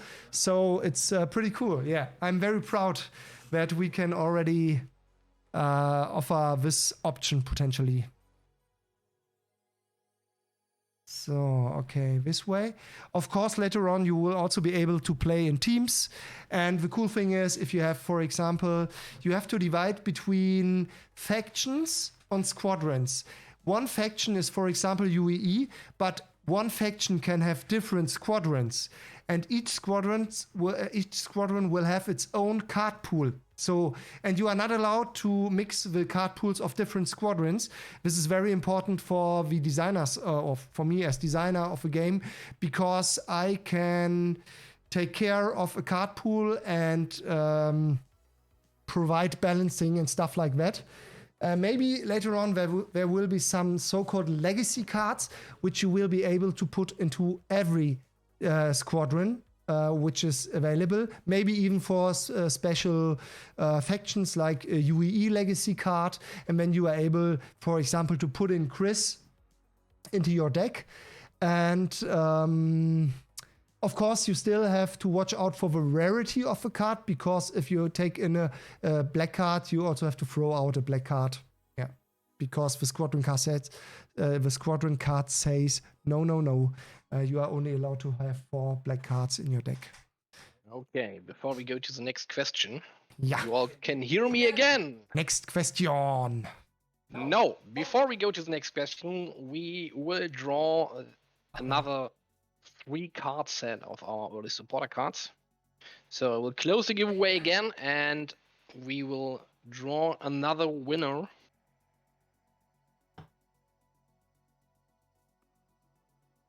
Okay, and the second winner of a set of early supporter cards 3, 4, and 5 will be John Baptiste. Congratulations. Please write something in the chat. Oh nein, sein Audio funktioniert wieder. So Wolfgang just said, "Oh no, Forgeman's audio is working again." You have to deal with me. John Baptiste, please write something in the chat. Or we have to draw another one.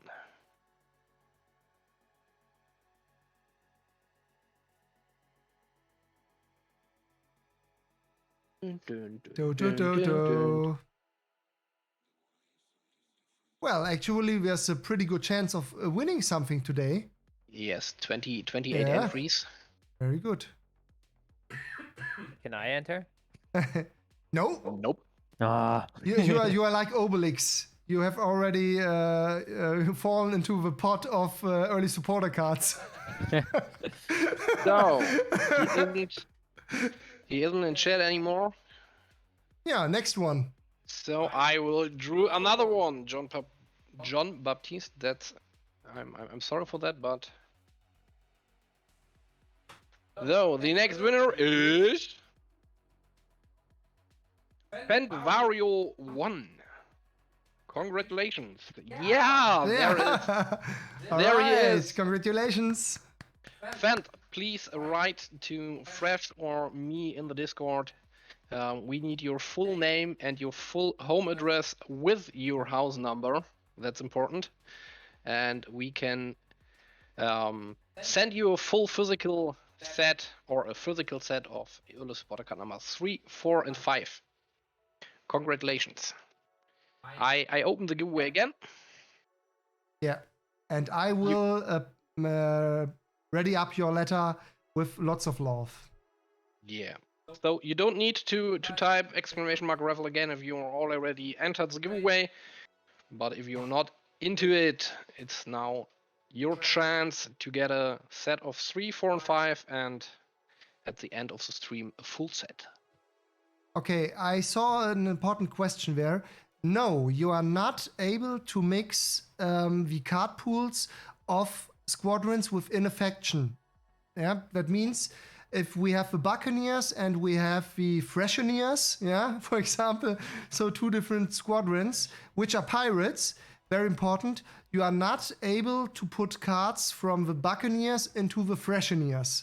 That's not possible, and due to the card, to the game and customization design. Do we have another question? Now it's your time to take all your questions to Thomas. Yeah, very important. So in the future there will be additional streams, but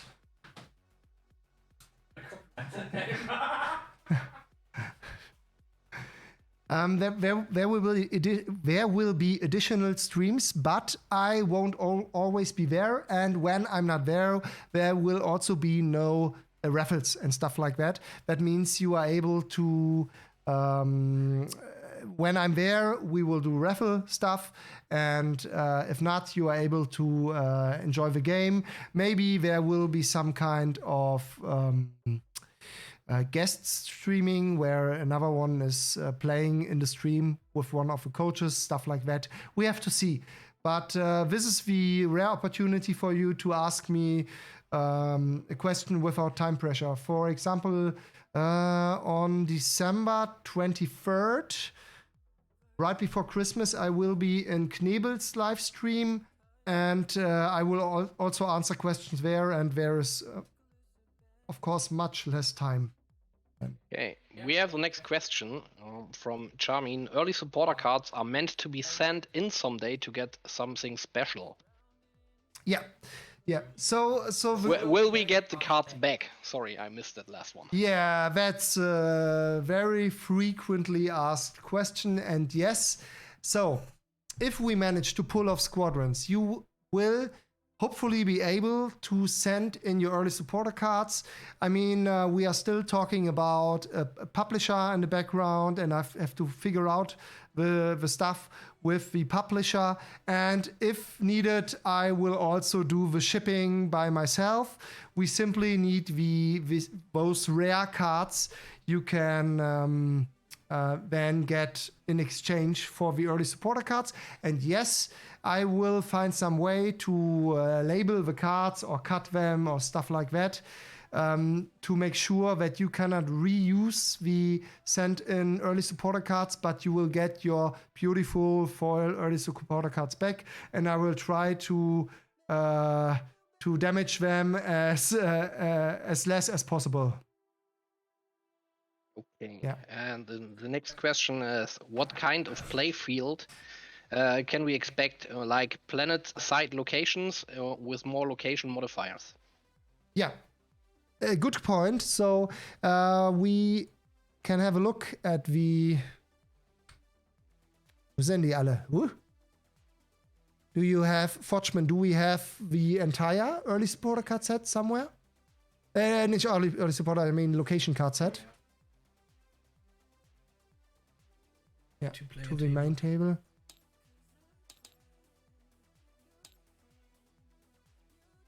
Very good.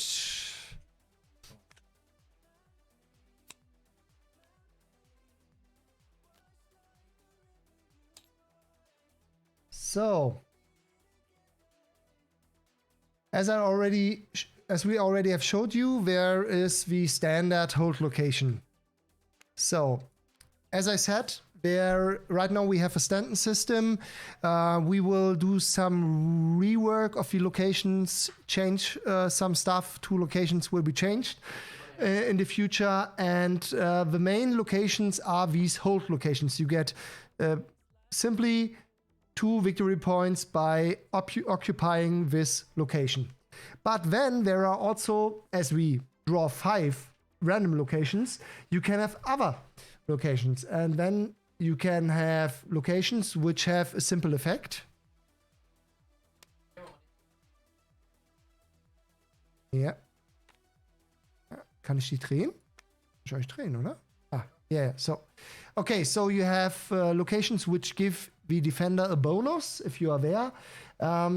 These are pretty cool because you have to react as enemy, and often people or players try to get onto such locations first, because in the Foxhole Nebula, for example, you will get an additional +1 initiative for your defending ships, which is pretty strong. On the abandoned station, each defender will get an additional dodge roll built in for the combat. That's also very strong. And then we have destroyable locations. And these are also very cool because, guys, don't forget, we have 15 locations. You will draw 5 random locations, and then you can also have such a com array. And this com array is destroyable.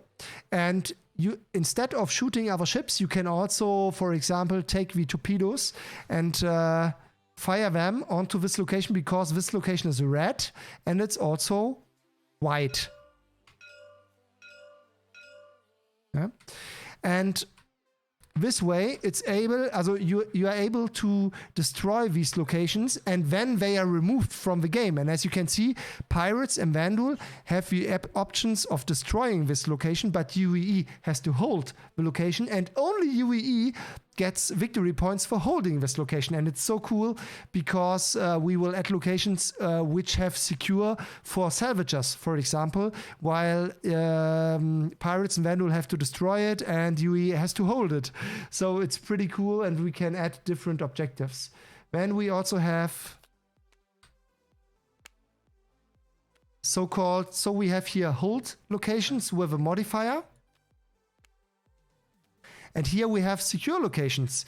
And before you check your victory condition, there's another step, and in which you put so-called secured cards onto. Do we have secure cards here? Ah, there it is.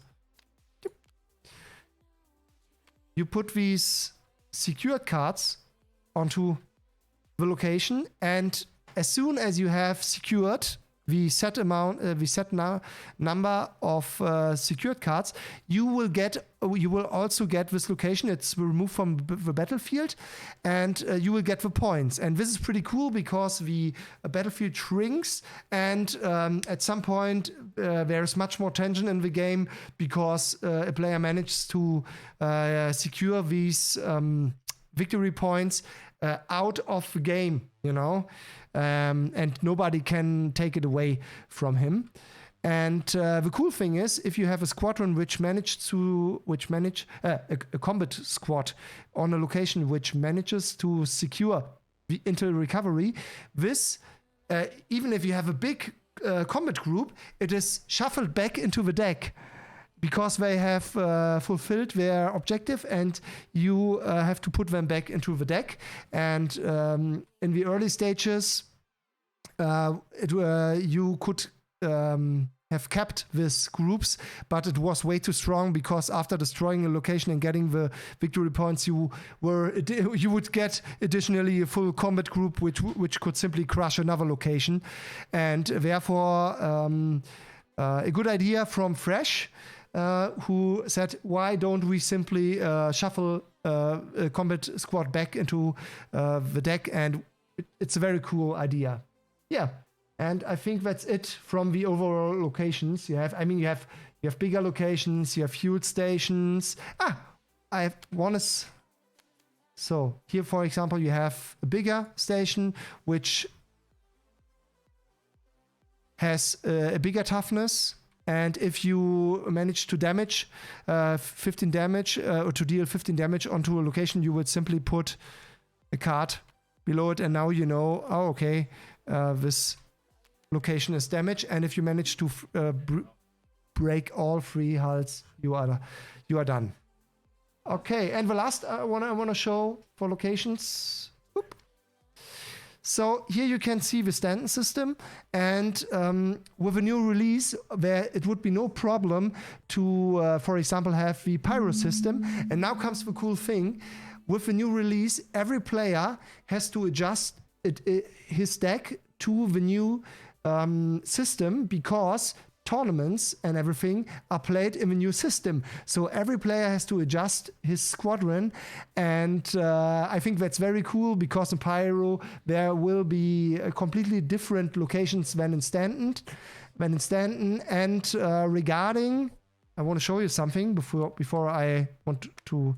So here, something very special. There are also locations which you can destroy, but there are also locations which are also ships.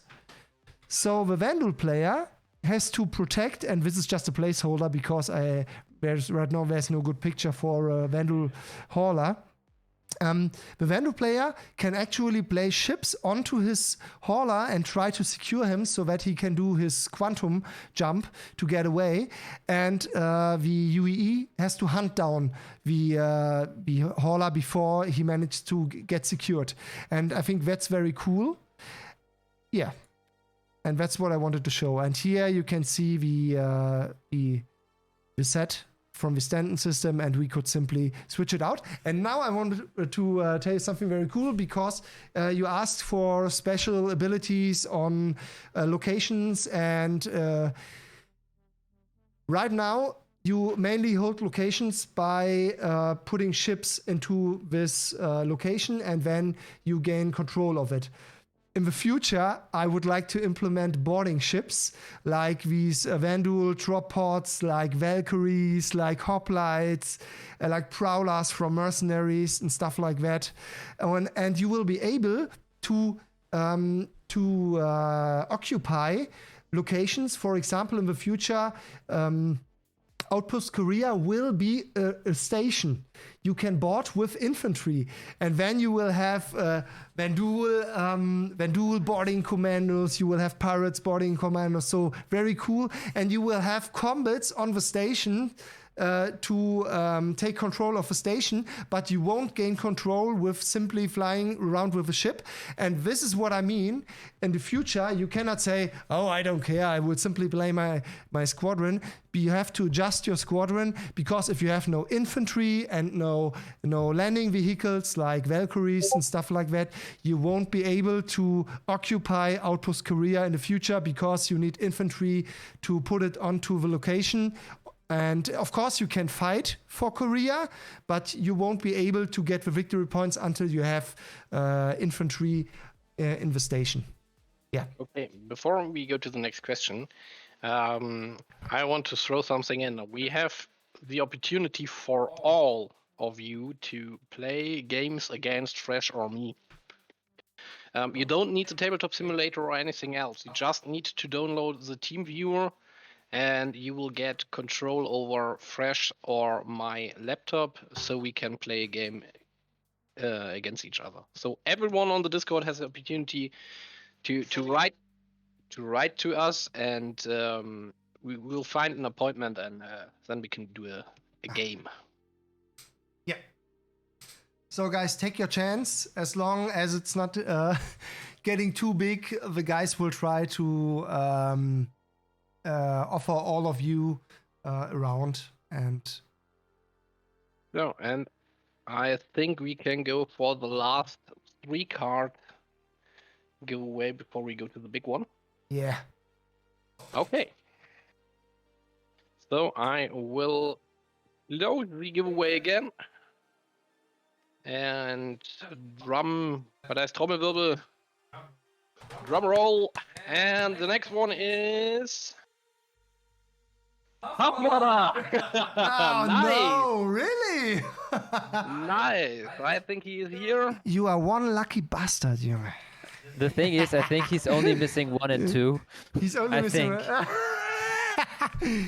So, guys, for you who don't know, but Tafmada won a graded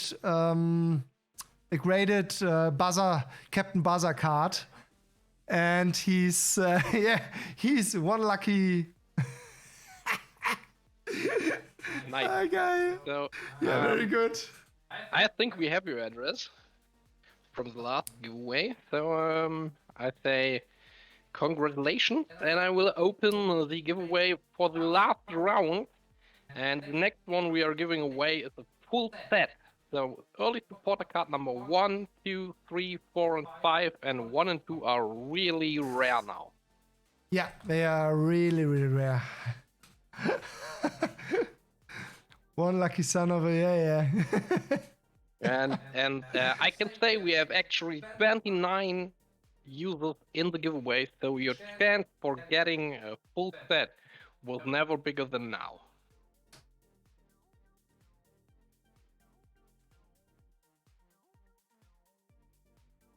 We have another question, maybe? Yeah. No, I can't. No question, Raphael. Give me cards. No. So if you have any questions, throw them in the text in the chat. You know, Everyone who already entered the raffle earlier doesn't need to type in raffle again. Just yeah, heads up. guys. That's why the bot is not answering. Yeah. If you're already in, the bot don't answer. But you need to be a follower to take part in the giveaway, and you need to be here when we draw it.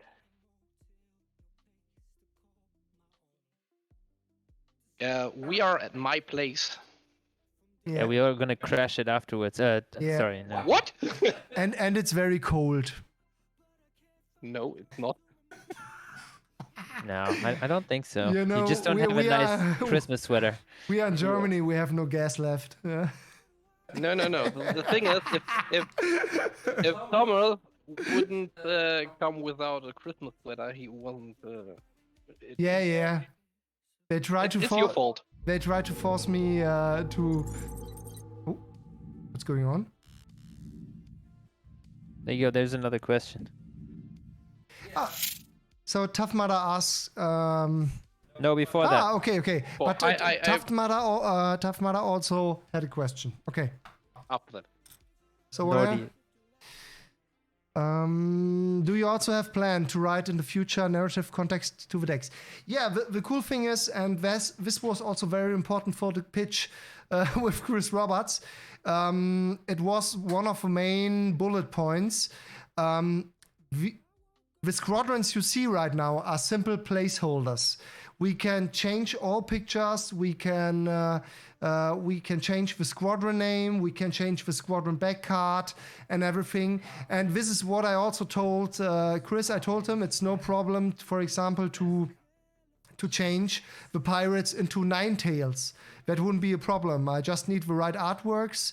I have a very, very good artist which helps me right now making designs for the new squadron, which will be then very unique with its designs because the Salvagers have a lot of orange ships and stuff like that. You have already seen it. And therefore, what you see now is a simple placeholder where I don't think in the future a glaive will be called Dakar. Yeah, if you manage to get the sneak peek of the Vandul ship, you saw that the name was Umbra, the new name for a blade, and that's the reason because I think I will more go into the Latin style names for the Vandal ships instead of complete fantasy names like Dakar, Skachar, and stuff like that. And so we will change everything. It could be that the Buccaneers will instantly change into a Nine Tails. We don't know. I don't know. We have to see, because the process with CIG, I cannot go into too much into detail, but there are certain important points in a licensing process, and you have to, number in all this stuff to make it, to make it a successful process. Yeah, I hope. Son of Lava Lamp. Yeah, very good. Very good. We could, if you want to, we could give this name to Fresh's favorite ship, which will be the new Arrow Ace, which is called Bolt right now. We could call the Bolt Son of Lava Lamp. Okay, the next one was from Tough Mudder, and I didn't find it, but it was about penalties if you're not announcing your winning conditions. You cannot forget it. It's like a Magic. In Magic the Gathering, you have to untap your lands. That means if you want to have mana, you will simply put the card sideways, and when you say, okay, I have tapped it, I get my 1 mana per land I tap. And you cannot forget this in Magic. It's out of the discussion or whatever you say. And it's the same with the victory condition. You have to say it. And that means if somebody forgets it for some reason, in the following round, you have to say, oh, I have victory condition. And then you say, hey, you didn't say that. So you have to redo the turn. You cannot forget it.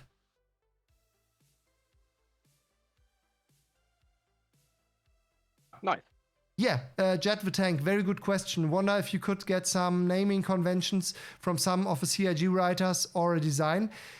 My guess is, in the process, the narrative team from CIG, the law team, will figure out, for example, let's say 2 squadrons. They will figure out a name for the Vandul. They will figure out a name for the UEE squadron which is involved. I could imagine they even give me some, or give the publisher some kind of restrictions for the design, for the colors, stuff like that. So CIG, and that's also written down in the brochure. It's all just placeholder, and it's up to CIG how we adjust the placeholder squadrons to the law.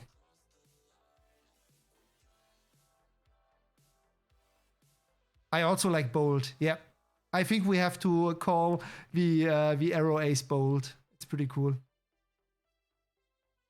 especially as it's able to surpass, to avoid the enemy and simply hit protected chips, which is pretty cool.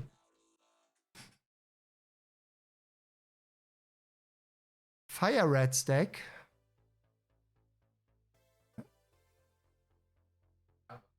Okay, guys, so one or two questions left, and then we are done.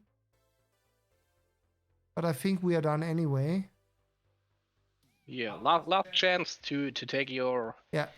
2 questions up to Thomas. Wow, we have 30 viewers now. Hello to everybody. Okay, so I think there are no questions left.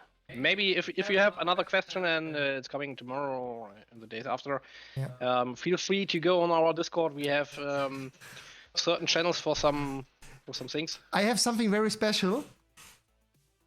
Uh-oh. Give me a second. Okay.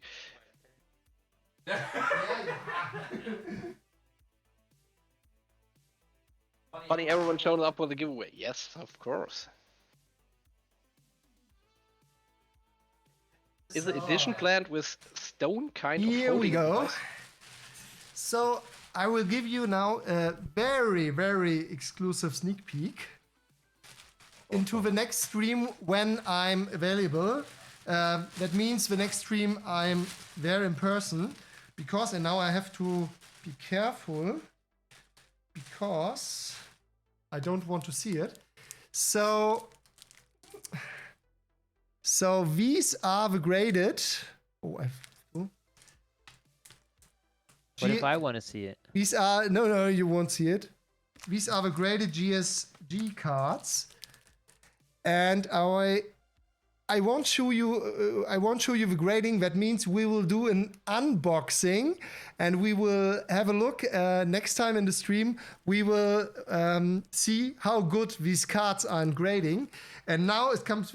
Something very special comes. All of the cards are signed. I don't know if you can see it, but all of the cards are signed by Chris Roberts and Sandy Gardner and my little person. And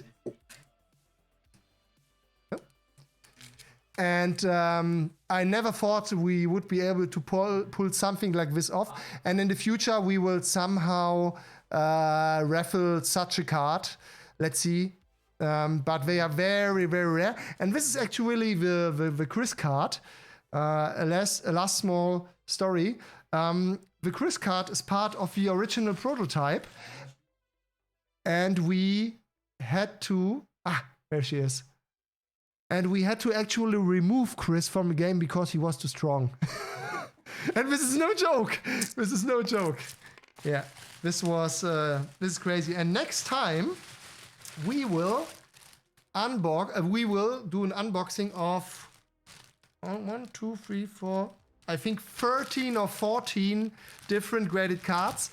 And this will be very cool, like in the Pokemon unboxings. And let's see what we get and if we get some good ratings. And yeah, and this will next time when I'm there, when it's not a simple play stream, we will do a graded card unboxing. And I think this will be nuts, especially with the signature from Chris Roberts and Sandy Gardner on the backside. Yeah.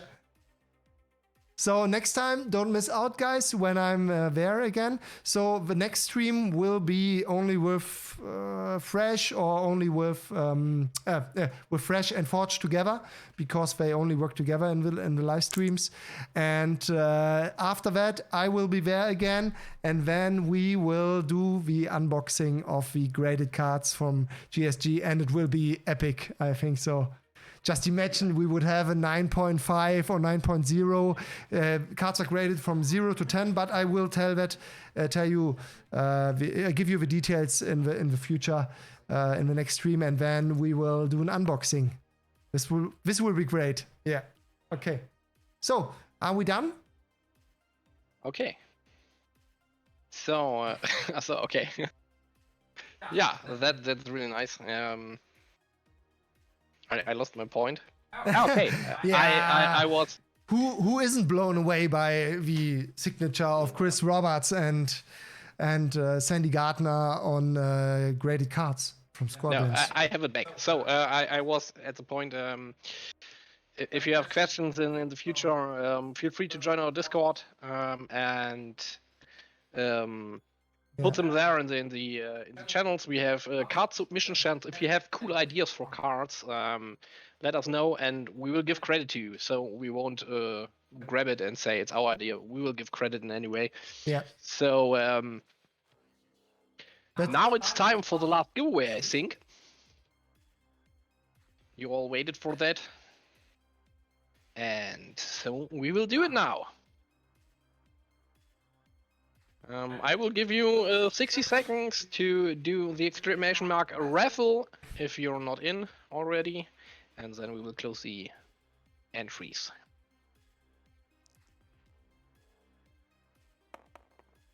You know, guys, what's very cool? I'm sitting here with you in the chat, and who knows? Maybe within some months, Squadrons will be reality, and yeah, and then we will look back and say, what the fuck, we sat there with 26 viewers in the very first stream, and yeah, it started out so small and became so big, and I hope that Squadrons can enrich the universe of Star Citizen, and I would love to see people playing on conventions and with a family and having fun with Squadrons out of the game itself. And we are not even talking about... You haven't seen the legendary, I guess many of you haven't seen the legendary artwork. Of course, this is the goal. And as you can see, we have an artwork for a Mobi-Glass implementation. And that was, of course, part of a pitch with Chris Roberts. It was about, bring him into the project and find support for the project. And I'm very proud. Thank you very much to the artist who did this, which is Vadim Motov. Vadim is a great guy, and he did so many beautiful artworks, like here. And I don't know if you see it, but if you have a look at the front of the Hull C, there's a ship name. And that's Mandy, and that's my wife. And that was a little present. No. It was actually a little present for all the hard years we had, and this was the smallest thing I could do. But yeah. Okay. So I close the giveaway.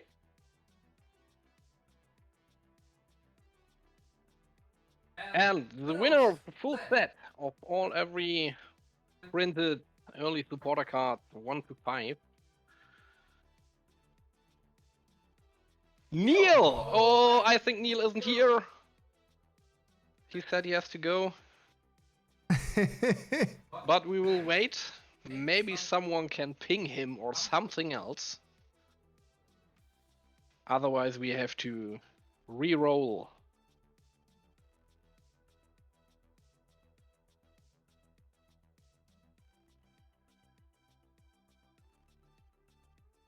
All right.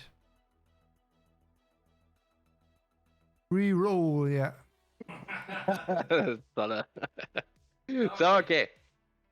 Reroll. That's No, Zolle. You have already fallen into the bucket of early supporter cards and aluminum monster XXL cards, stuff like that. No.